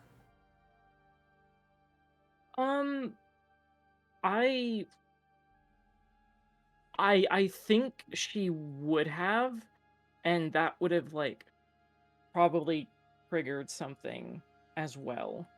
Does Amira make the connection that this child is talking about you? What the fuck?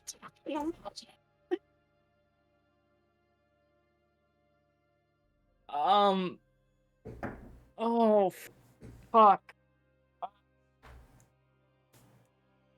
Does she? I don't know. The child looks similar. Could oh my God. very well be a younger sister. Only by a year or two. Oh my God. Okay, sorry, give me a little bit here. Um, I, I think Amira will hear that, and the initial is like that her sister abandoned her. What kind of fucking sister would just leave her, little sibling behind like that, and then like the pieces slowly start to like fall into place and Mm-hmm. like something is unlocked deep in Amira's mind and So, there's just oh go ahead. oh no, go ahead. Keep talking. No, no, What you got? uh I was just going to say like a dawning look of horror begins to spread Yeah. across Amira's face. So, based off of that will save, it is by no means a bad roll. I actually need to check my DCs. That is actually a failure by 1. The DC is Okay. 30 in this case. Okay. Does Amira want to unlock her memories? Ooh. If so, Wow. you need to maintain this failure. That sure is a fucking question to ask.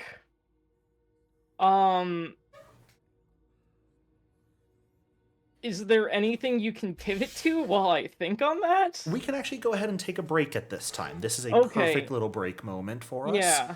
So everyone can feel free to stand up, stretch, grab some water, stare in a mirror, and question their life choices, and I will see you all in just a few minutes. Drama. All right. Welcome back, everyone. So, Yeah. So I think what's gonna end up happening here mhm. is that. Oh, okay. So what was your question specifically? The wording does matter as I think about this. Would Amira like to unlock her repressed memories or keep them repressed? If she would like to unlock them, you keep the roll you already have because that is a failure. If you would like to keep them repressed, you will need to hero point this because you need to succeed for that to occur.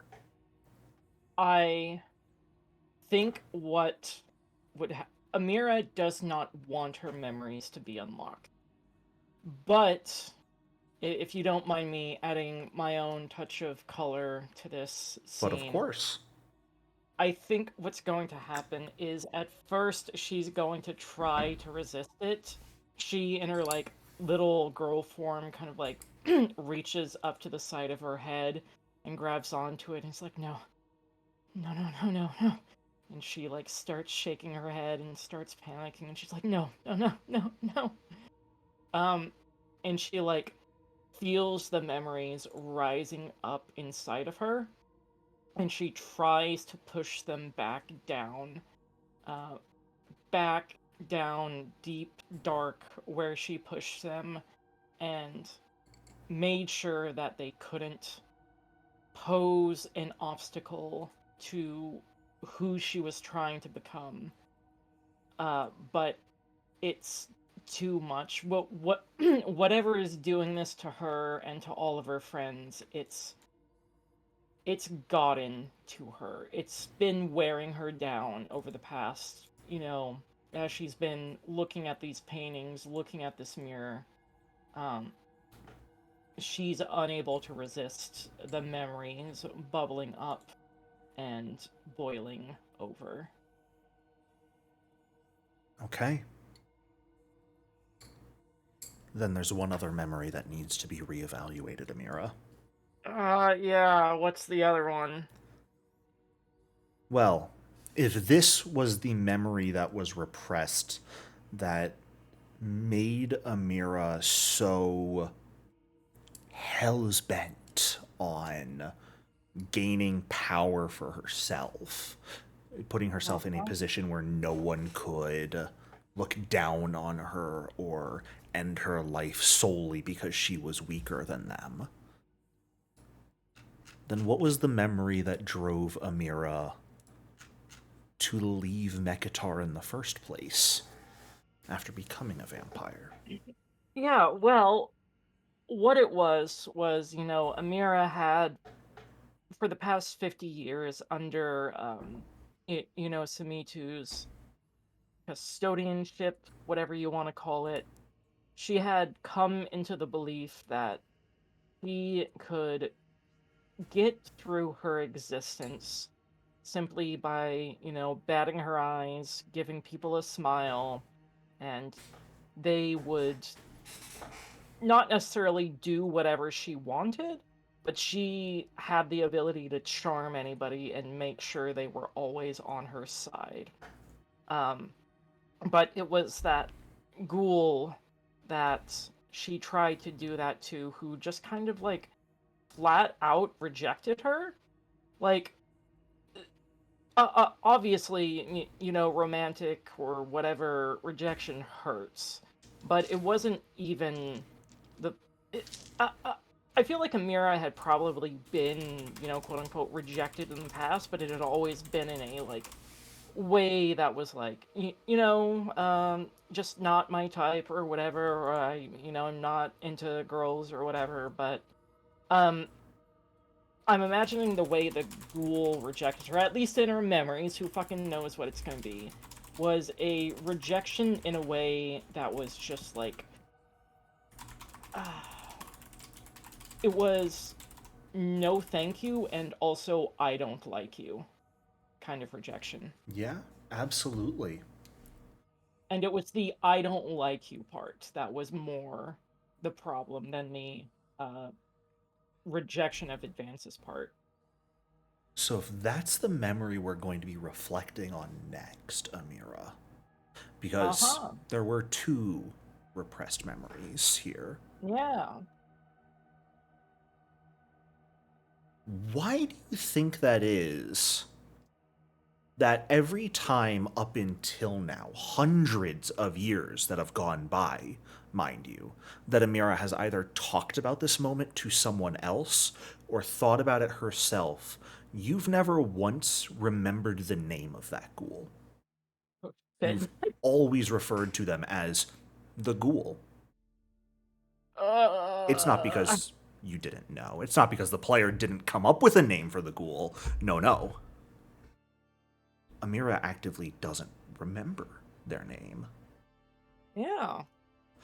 Why is that? I don't know, Mr. Jericho. Why is that? Well, perhaps it has to deal with the fact that you were rejected never took place. What the fuck are you talking about, Mr. Jericho? Don't sit there and laugh, you fucking... As you... Sam, are you here? Are you listening to this? I am. God. Laughing at your suffering. This is karma. Sorry, continue, Mr. Jericho. Are you sure? Not really, but... We can go back to everyone else walking down a path having a grand old time. No. Just leave you in this. No. Absolutely fucking not. Okay. Are you even you? Is Amira even real? She's just another Kashmir's imaginary friend. This whole campaign is just Kashmir's imaginary puppet show. She's in a rubber room somewhere, just having the gayest time. As you think on it, you tried to repress the memories here. You really did try, because damn, you don't want to remember. You do a great job of pushing things away, corking that shit up, throw it away. Who needs it? We'll get through just fine on our own. But seeing the scene in front of you, maybe even that compounded on everything else that has happened recently, Not just your attempt to bring back everyone who was lost and getting cheated by Lauren, Kashmi yelling at you, taking off the ring, which I'm pretty sure at this point Amira would recognize has happened due to your inability to sense and contact her. Aranth reconciling to an extent with her father. It's not just the bad that has happened recently, but the good that has occurred to the people around you. Those memories that were locked away and changed oh so long ago to give you motivation. By your own decision, perhaps, but through the power of someone else, it comes back to you. It wasn't just that Samitu was someone of power and standing that you sought him out. Samitu was a competent mage. Competent mages No, I don't can like where rewrite this is going. memories. I don't like where this is going.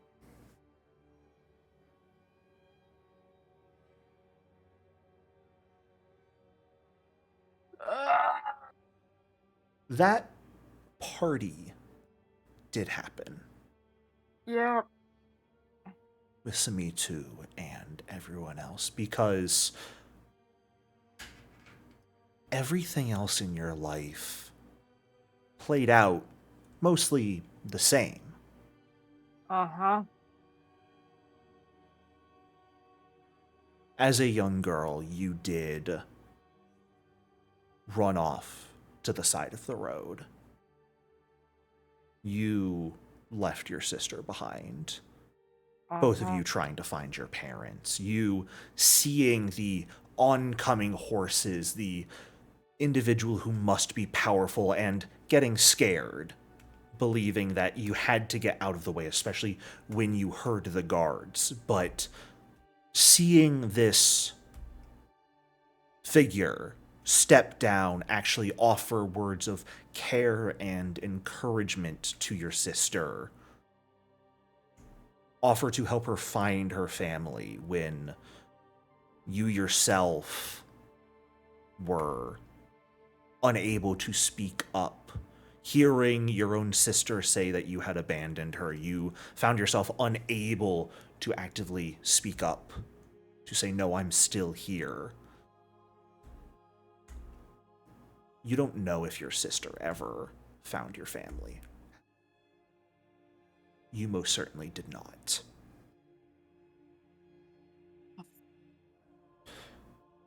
You found parents, of course, people who acted like they cared, brought you into their home, treated you as a daughter.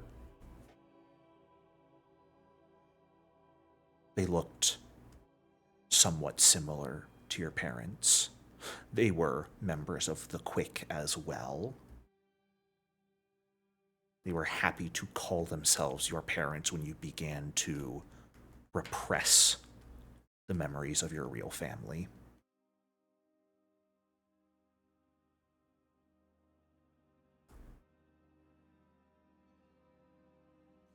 As you grew older,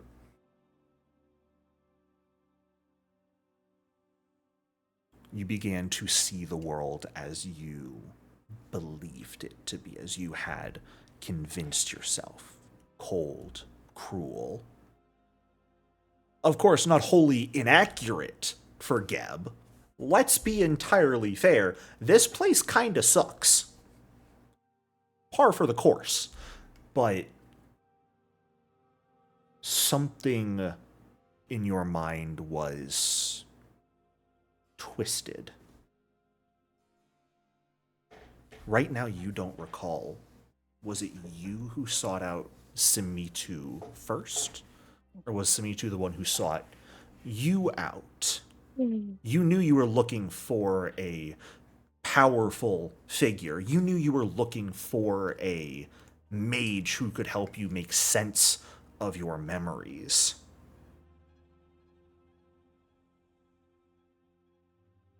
Either way, you ended up with Samitu. You became who you are now. You attended parties. You lived a life of debauchery. You enjoyed yourself.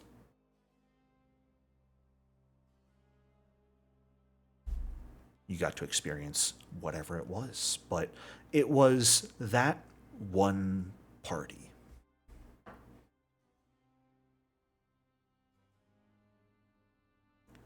It wasn't that you got rejected, Amira, from the visiting Lord Theodane. It was that someone else got to him first. Another vampire who looked oh so similar to you.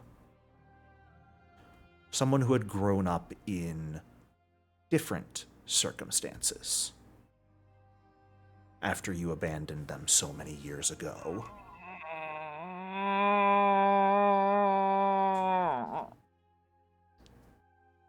It was that night you asked Samitu to rewrite your memories. And he gladly accepted. He used his magic to change how events occurred to you, to what you believed them to be, to erase all memory and knowledge of your sister, your original parents.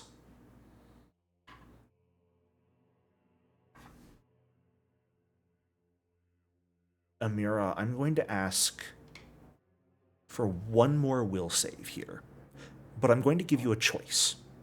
Uh-huh. You can roll the dice and leave it up to fate, or you can choose directly to fail here.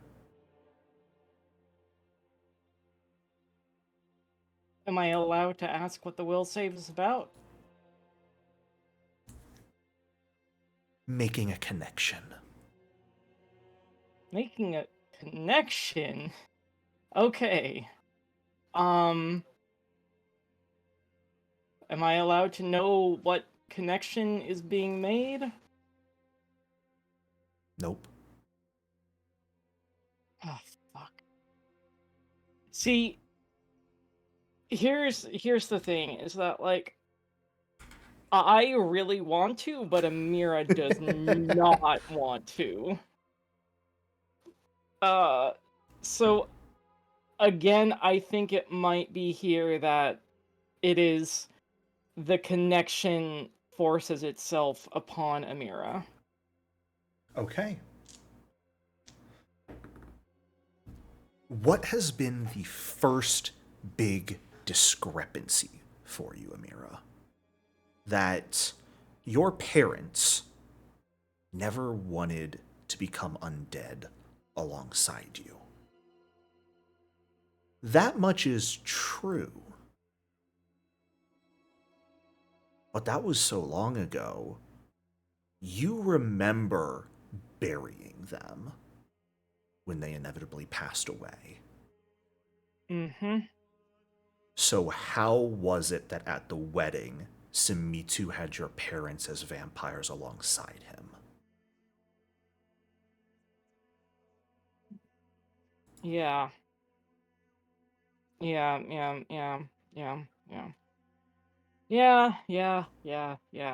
Oh, so, fucking, okay, so, what, has Mira's whole fucking life since a kid been one fucking fucked up thing from Samitu? Welcome to the club! Yeah, it's great. Party! The parents you grew up with, the parents you convinced yourself were your real parents, They never wanted to become vampires with you. They passed away and were buried by you. Okay. Your real parents have been vampires for longer than you have. And they have always been a part of Samitu's coven.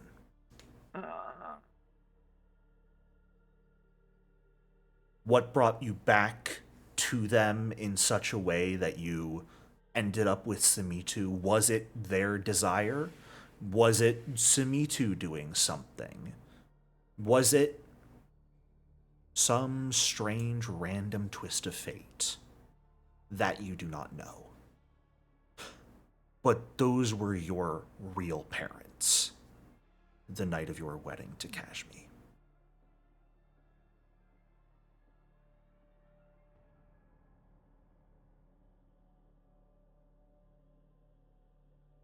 Cool. Man, okay, see, because here's the fucking problem, right? Mm-hmm. Yeah, tell me.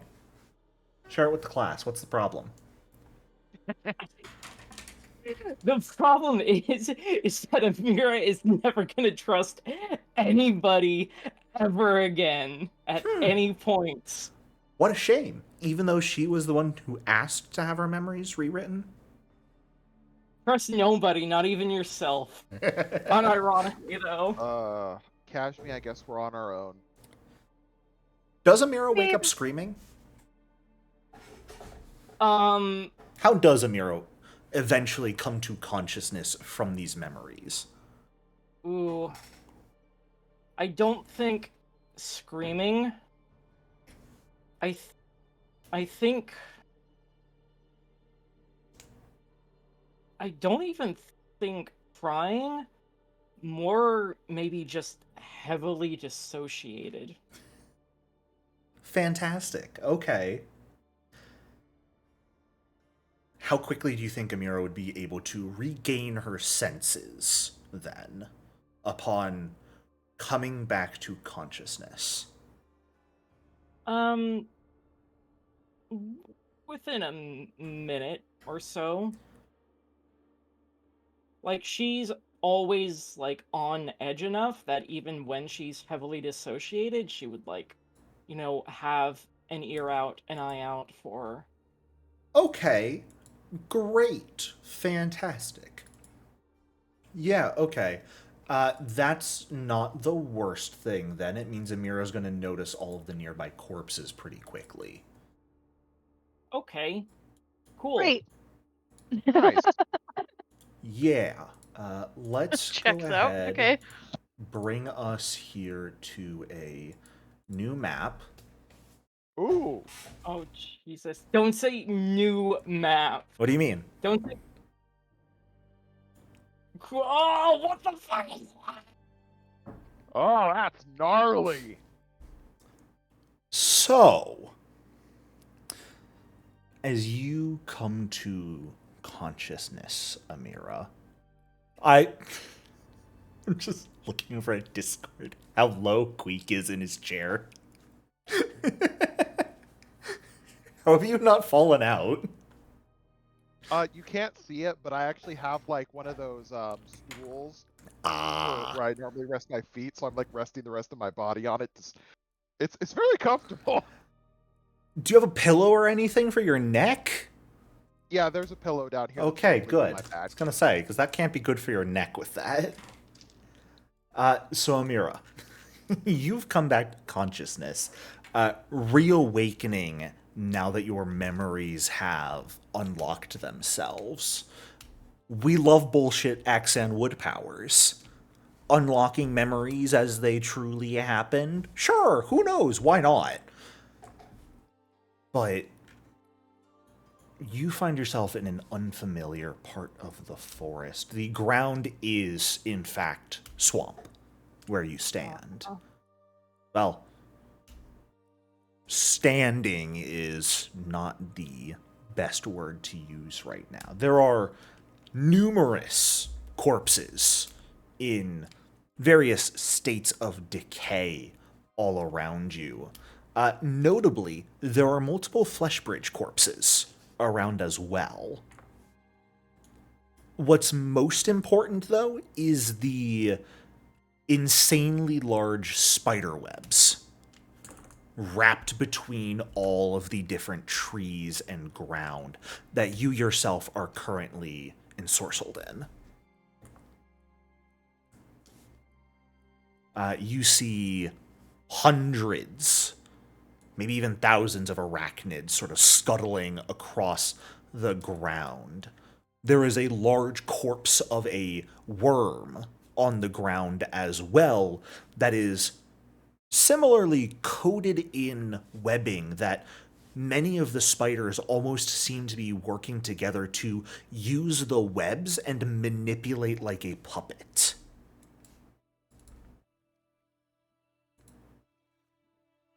And a bit Okay. something like this. Oh, it's a purple worm. It is a purple worm corpse being puppeteered by spiders. Nope. Good luck, Amira. Bye. We are leaving expeditiously. Thank you. See you later. That's Thank you for you. Thank you Merry for flying Christmas. on Aranth Air. May you all have a good day. Yep. See ya. I'm gone. Don't like that. What do you do upon waking up to this, Amira, and, not dissociating after a couple moments and actually realizing, oh shit, this is not good? You should just accept your fate and die. No. What are these spiders currently doing? At the moment, they're just sort of scuttling around. Give me a perception check. Okay.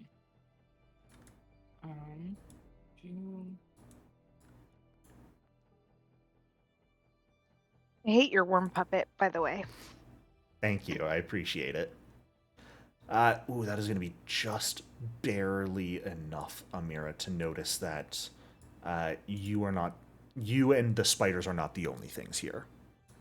What the fuck are There these? are 3 other figures nearby. 2 of them look a bit something like this.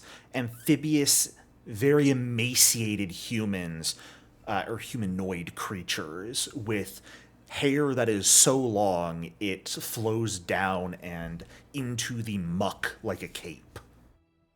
The third figure looks much more out of place, looking like the leaves of an autumn not seen in Geb in thousands of years.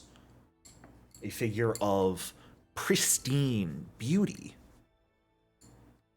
standing underneath the largest tree in the area, eyes shut, not seemingly paying attention, but simply standing there.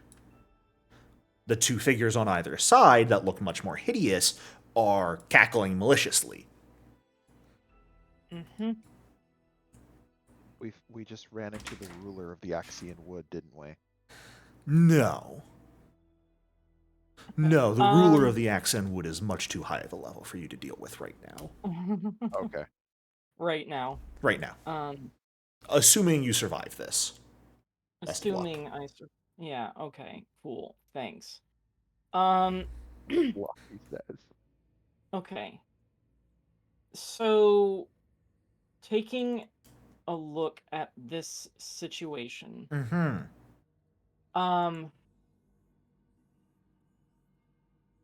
Amira is going. The 2 that are cackling.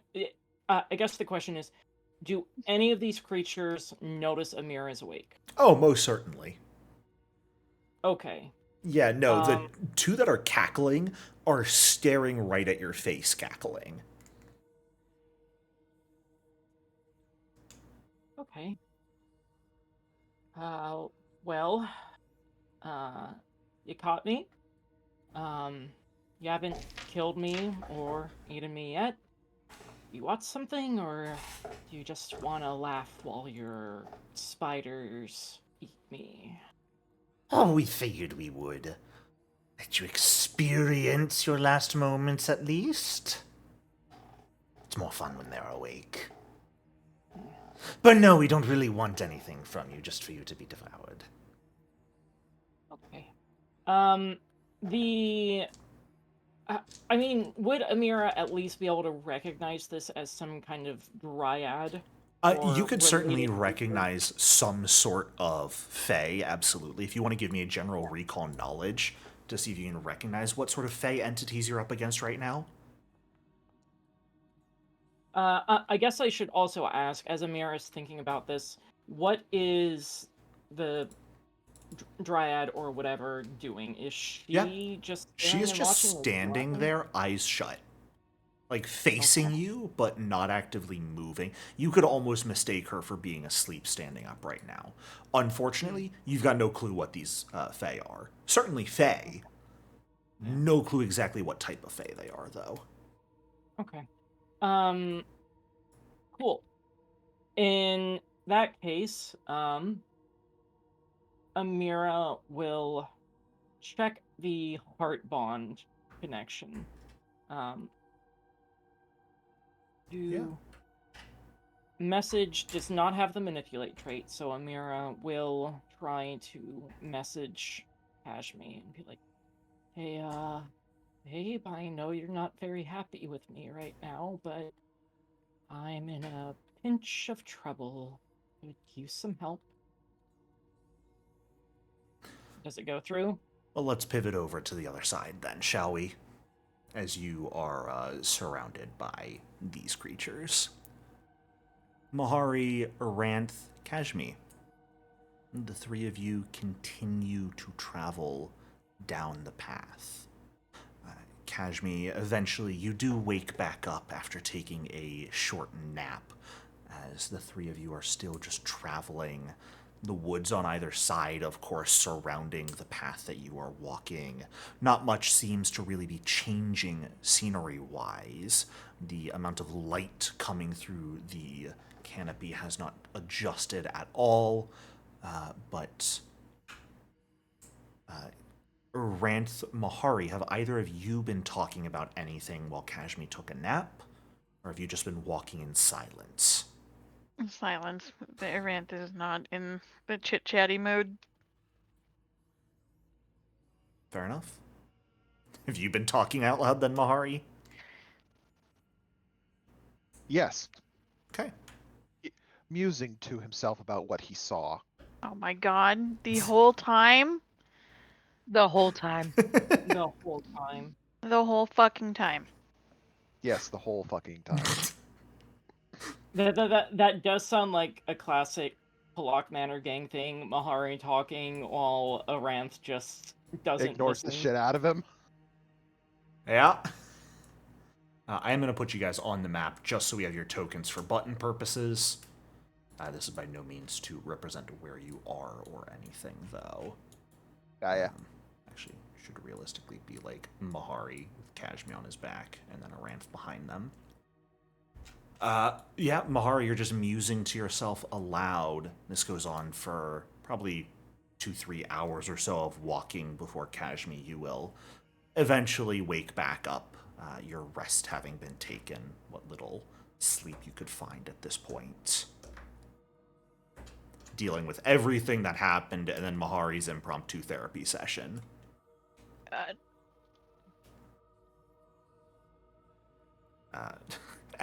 As you wake back up and look around, Aranth looks like she wants to die.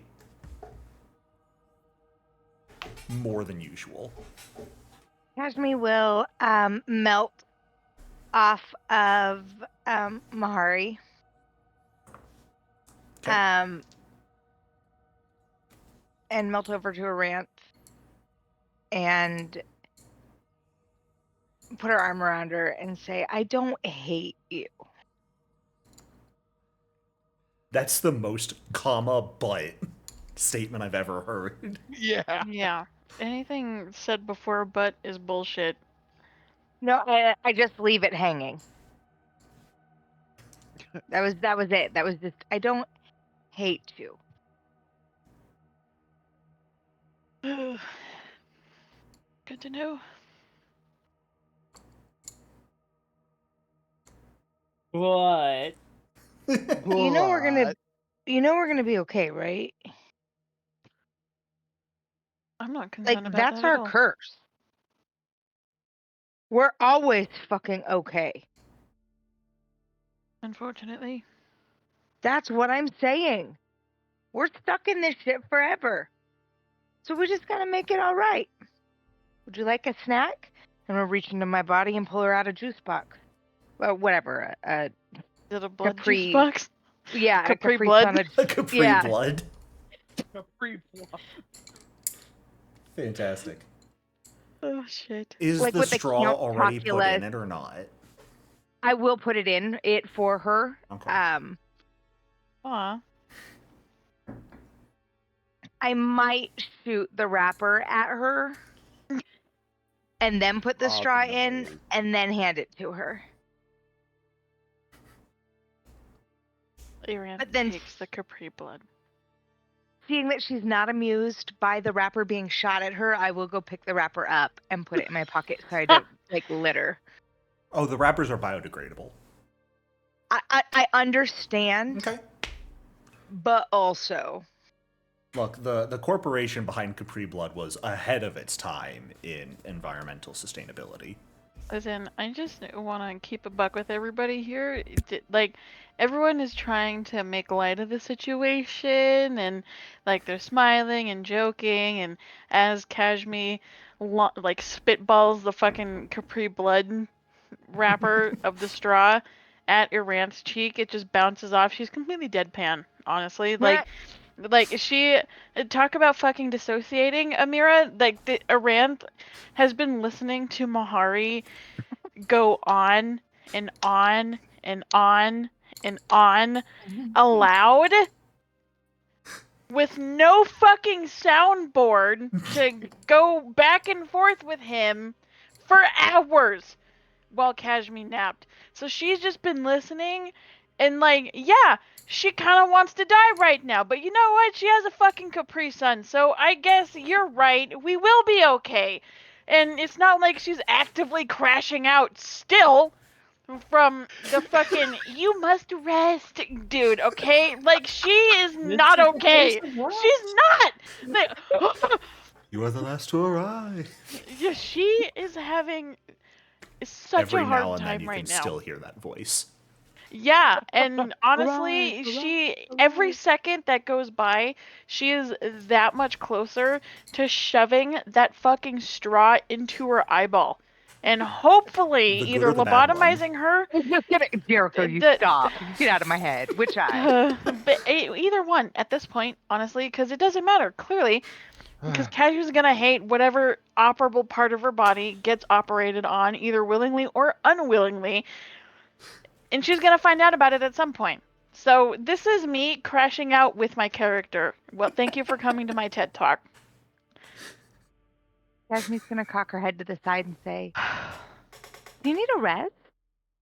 Mahari's gonna turn around and look at her. Do you want to talk about it? I will kill both of you right now and leave your fucking bodies here in the Axan Wood for the stupid Fae to eat. And she like points a finger as she's sipping on her little juice box. She points a finger at Mahari. If you ever try to be my fucking therapist ever again, I'm going to sew your mouth shut. Now move it. Kashmi is going to kind of point to Mahari and kind of point to her rant and give him like the signal that he should just pick her up. He needs a rest. Oh god. It's her turn. I'll walk. It You is. ride. When is it Mahari's turn to get a piggyback ride from someone? That's my question. Oh, Mahari's well aware he's never getting a piggyback. When does someone like pick him Like, up like a this dog, is like a just- big muffin? Just carry him. This is a rant, like straight up just. Hang on. You're sitting up there all prim and proper and like still completely beautiful, sipping her juice box, but also like lights are off. Like there's nothing behind her eyes. Legs are crossed, like has perfect posture. She's using Mahari's head as a fucking elbow rest, and she's just sitting Oh, there, oh yes. just I'm completely picturing it. deadpan. Like there's, yeah, like Kim said, lights are off, nobody's home. All right. I love this. I love our merry band of fucking idiots. And Evil campaign, Kashmi, everybody. I think in an effort to make Aranth feel better, but also kind of to soothe herself, she's gonna sing a song.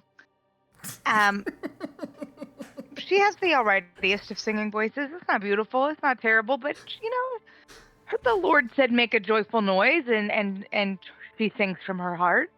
But I should tell you that any stealth, kind of a little bit out the window. She's not like super loud, but also she's not discreet. If She just wants nothing the Aranth to else, feel better. Aranth, it does a good job of blocking out that fucker's voice from the church. Thank God. Okay. Which, like, anytime Mahari took a moment to catch his breath when he was musing to himself, you could hear him. Mahari, to continue on this journey he is on, will understand that Aranth needs some silence, and he'll just keep quiet. Okay. Like I'm pretty sure Aranth hasn't blinked in like an hour. Her eyes are so fucking dry and like bloodshot. It's just like it's all one color at this point. Anytime she would close her eyes, she just hears the voice go, "You must rest." And that's when she God. becomes an insomniac. Thank you. You're welcome. Like mother, like daughter. Kashmi, Mm-hmm. as you take some time to cheer up Aranth and see her crashing out, and you're like, that's much more the Aranth I'm used to seeing now. Crashing out Aranth, that's common in the lives I've lived. Okay. All right. I like leader Aranth, and I like crashing out Aranth. The like mean girl Aranth, that not my favorite. No, thank you. Mean girl Aranth, huh? No, we don't wear pink on Wednesdays. I was about to say every no. Wednesday. Aranth doesn't wear pink at all. This one might. You don't know. Oh joy, oh joy. Just so you know, she could if she falls asleep. Little sparkle skin never hurt anybody. Oh God. I would never, not to this Aranth. But you have though. That's the problem. Not to this Aranth. What? That was fun, Aranth. This. That was fun, Aranth? What the hell? This is insomnia, Always Aranth. fun. This is. I haven't slept in like 70 years, Aranth. This has seen some shit, Aranth. This is the I'm the fuck over it Aranth. This Correct. is the my entire life has been a lie, Aranth. My body's not my body. My mind's not my mind. This is the my dad actually does love me, so where do my daddy issues go, Aranth? Oh, hold on to them. We'll get back to them. Don't worry. Oh no! Don't throw them Nope. away. Don't worry, I'm about to join you in this. Yeah, welcome to the club, Amira. I hope you enjoy your stay because I've been a little lonely over here. Good news, Whenever Kashmir I- doesn't even have parents. So you guys are in that boat by yourselves. Whenever I say Okay. this campaign is about, like, parent issues, I'm not lying. Oh yeah. Kashmi that is the only one to escape this by just being so fucking old that I can't. There's not much I can do. I don't remember them. I'm pretty sure I never even had them. I think I just like imagined myself into Just existence. Kashmi just Manifested. spawned. But here's Yeah, the question. Kashmi has spawned. Here's the question. Will Geb remember his in-laws? Well, that's the question. That is the question. I don't know if this joke is about to be really gross, so I apologize if it is. I think that Kashmi can have parental issues depending on whether or not she called Geb daddy in the bedroom. Oh my god. This is so inappropriate. I'm really sorry, you guys. One of our dads, I swear to God, is like built like a linebacker. He's Oh. like 7'2". He is the biggest, most muscular, like super attractive, best dad, like all the things. And one of our 4-year-olds walked up to him and she goes, "Ooh, you're a big daddy. I wish you were my big daddy." And I'm like, "Oh my God, Leighton." Oh my God, you're 5. From my heart to your mouth. So I think it's entirely possible that we could have her own brand of daddy issues if we're being honest. Because I bet you That ac- Gab's a big daddy. Wait, that actually happened? Yes. Oh, you're a Oh. big daddy.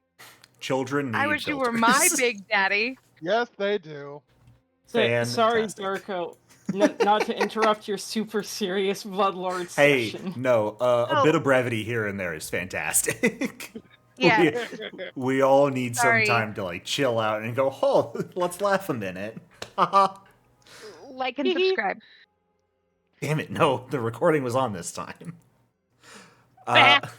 Okay. Well,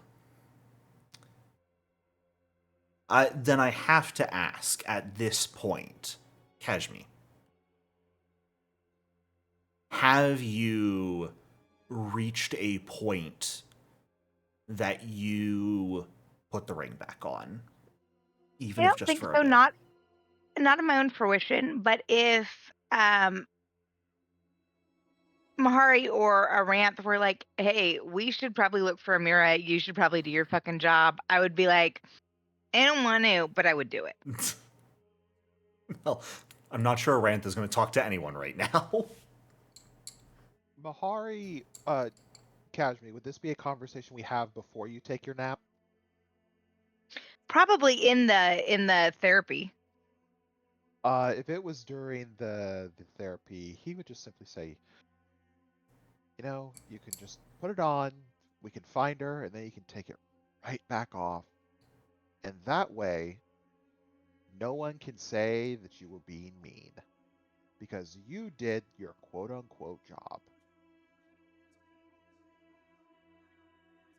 I mean, like, you But do know that I am completely fine with being mean, though, right? Like, I will do it for you, but like only because you asked.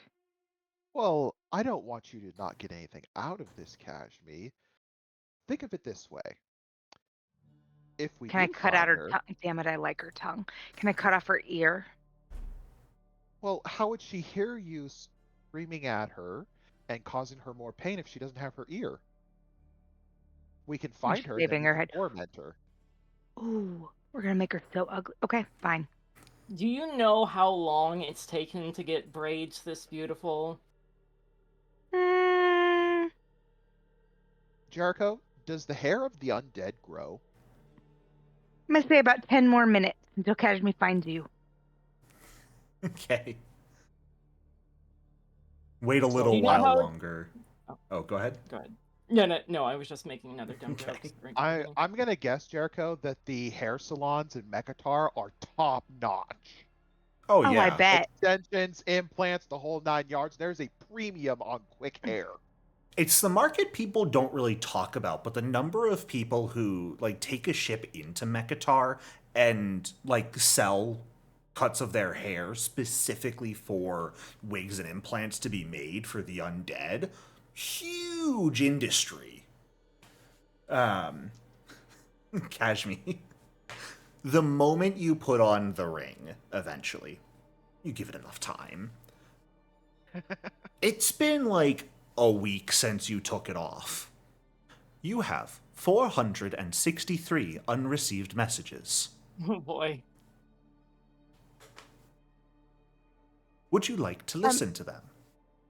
Is there a way to just listen to the last one? As you're fiddling with the settings, trying to figure it out, you have one new message incoming. And Amira, what message are you sending again?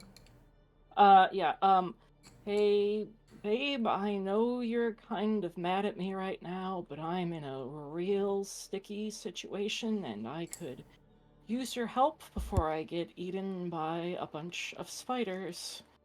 Call me back. Thanks. Love you. To which Casimir will respond, "Of fucking course you are." Click.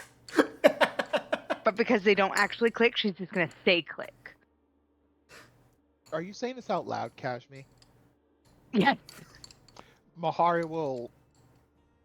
Kashmi? Did she fuck up again? She's gonna be eaten by spiders. I mean, by... She's fine. Everything's fine. There are no spiders. Kashmi, we both know that fey fuckery goes on in here. There probably is spiders. And we can't let them We don't kill her. say that word around her mouth. Not with what happened. The fey Oh, fuckery yes. or the spiders? There are no... We don't. There is There is no fey war in Bossing fuckery Say. afoot. Oh, you are right. So there's fuckery afoot, and if we don't get to Amira and save her, then you won't be able to fuck around with her. Can I... We have unlimited communication between us, right? With the ring? Yes, you can send messages back and forth. And I believe you can also once per day sense the condition and direction to them. I will send her, where you at? Amira, as you're sitting there, you send a message. Of course, you haven't gotten a response in a week. But, like, you've only got so many options here. Yeah. Of fucking course you are. Click. 10 seconds later, where are you at? Amira tries to suppress her utter joy at Kashmi finally calling her back, but will look around and say, look for a really big dead tree and a really big dead purple worm. Well, they got a crit success on theirs, right, Jericho? Correct, which means once per day you can sense the direct present state of the other person, which includes distance, direction, and whatever's affecting them right now. Yeah, That's useful. Use the use the GPS. Use the locator, Kashmi. Kashmi's eyes are gonna squint, and she's gonna say, "You're trying to make a euphemism now. Find the big hard wood. Find the purple worm. Right fucking now? No, seriously. We're just gonna let you die." No, there's a Click. giant dead purple worm in front of me being controlled by weird click. fucking spiders. And then I'll use the GPS. For me. I said click, god damn it! It's really funny too, because the effect on Amira right now is restrained. Yeah, oh yeah. No, Kashmi. So You immediately Kashmi. go. Oh, Amira's restrained in front of big wood and a purple worm? Yeah, no, first thing you clock, Kashmi, before even knowing, like, before you even recognize the direction and distance, it's Amira is tied up right now. Kashmi is gonna shake her head and be like, and can convey the situation to Mahari and Aranth, but like through the complete lens of this is classic fucking Amira fuckery, where she's probably in some weird sexcapade. Now we have to go rescue her because she did too many drugs and had too much fun and made too many reckless life choices and abandoned the people around her.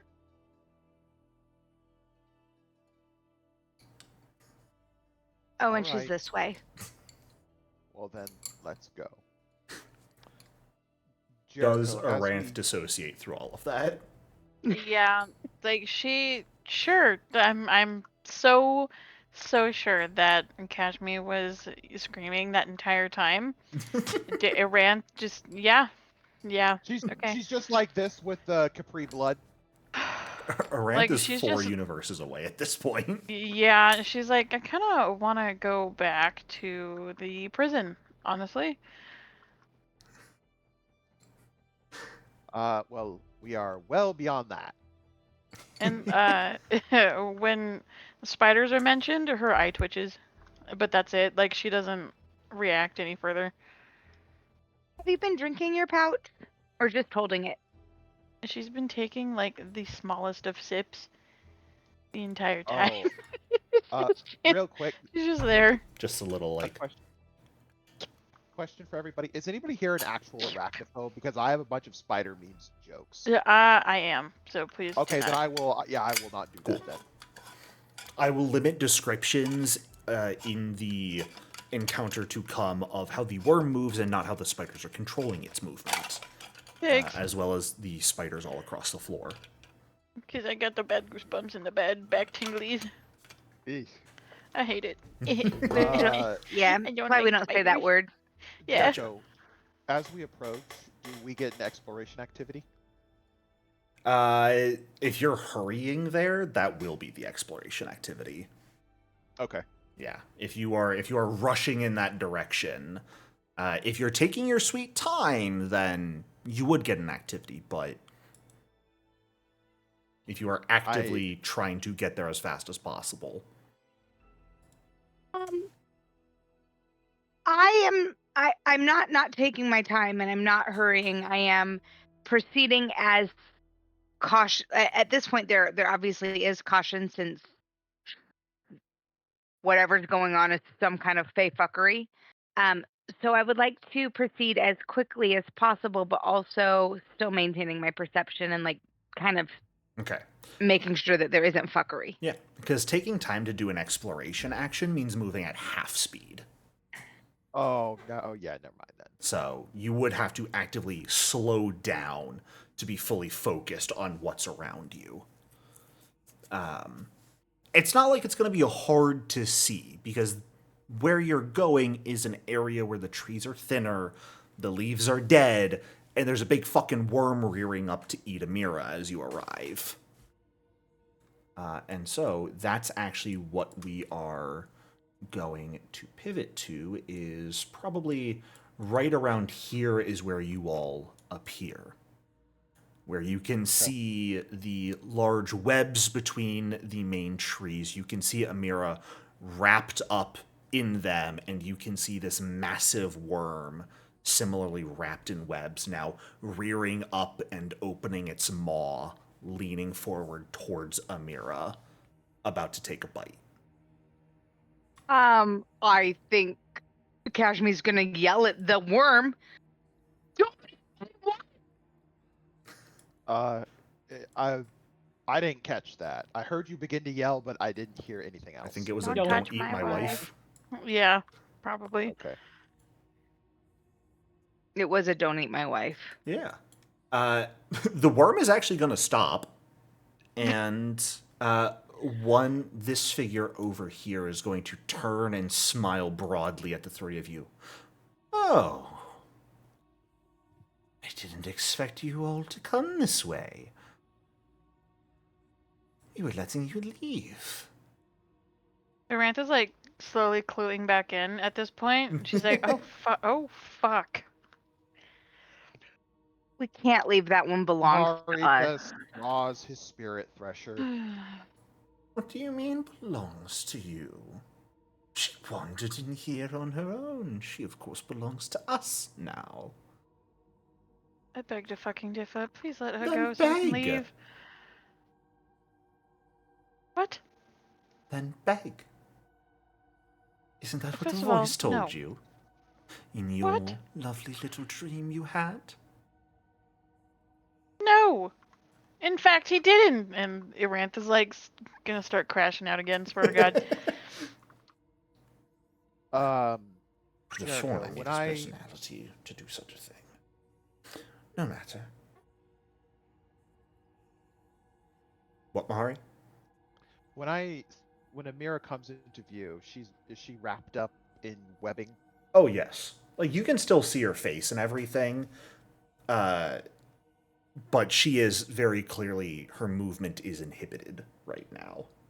Do I see the dryad? Yeah.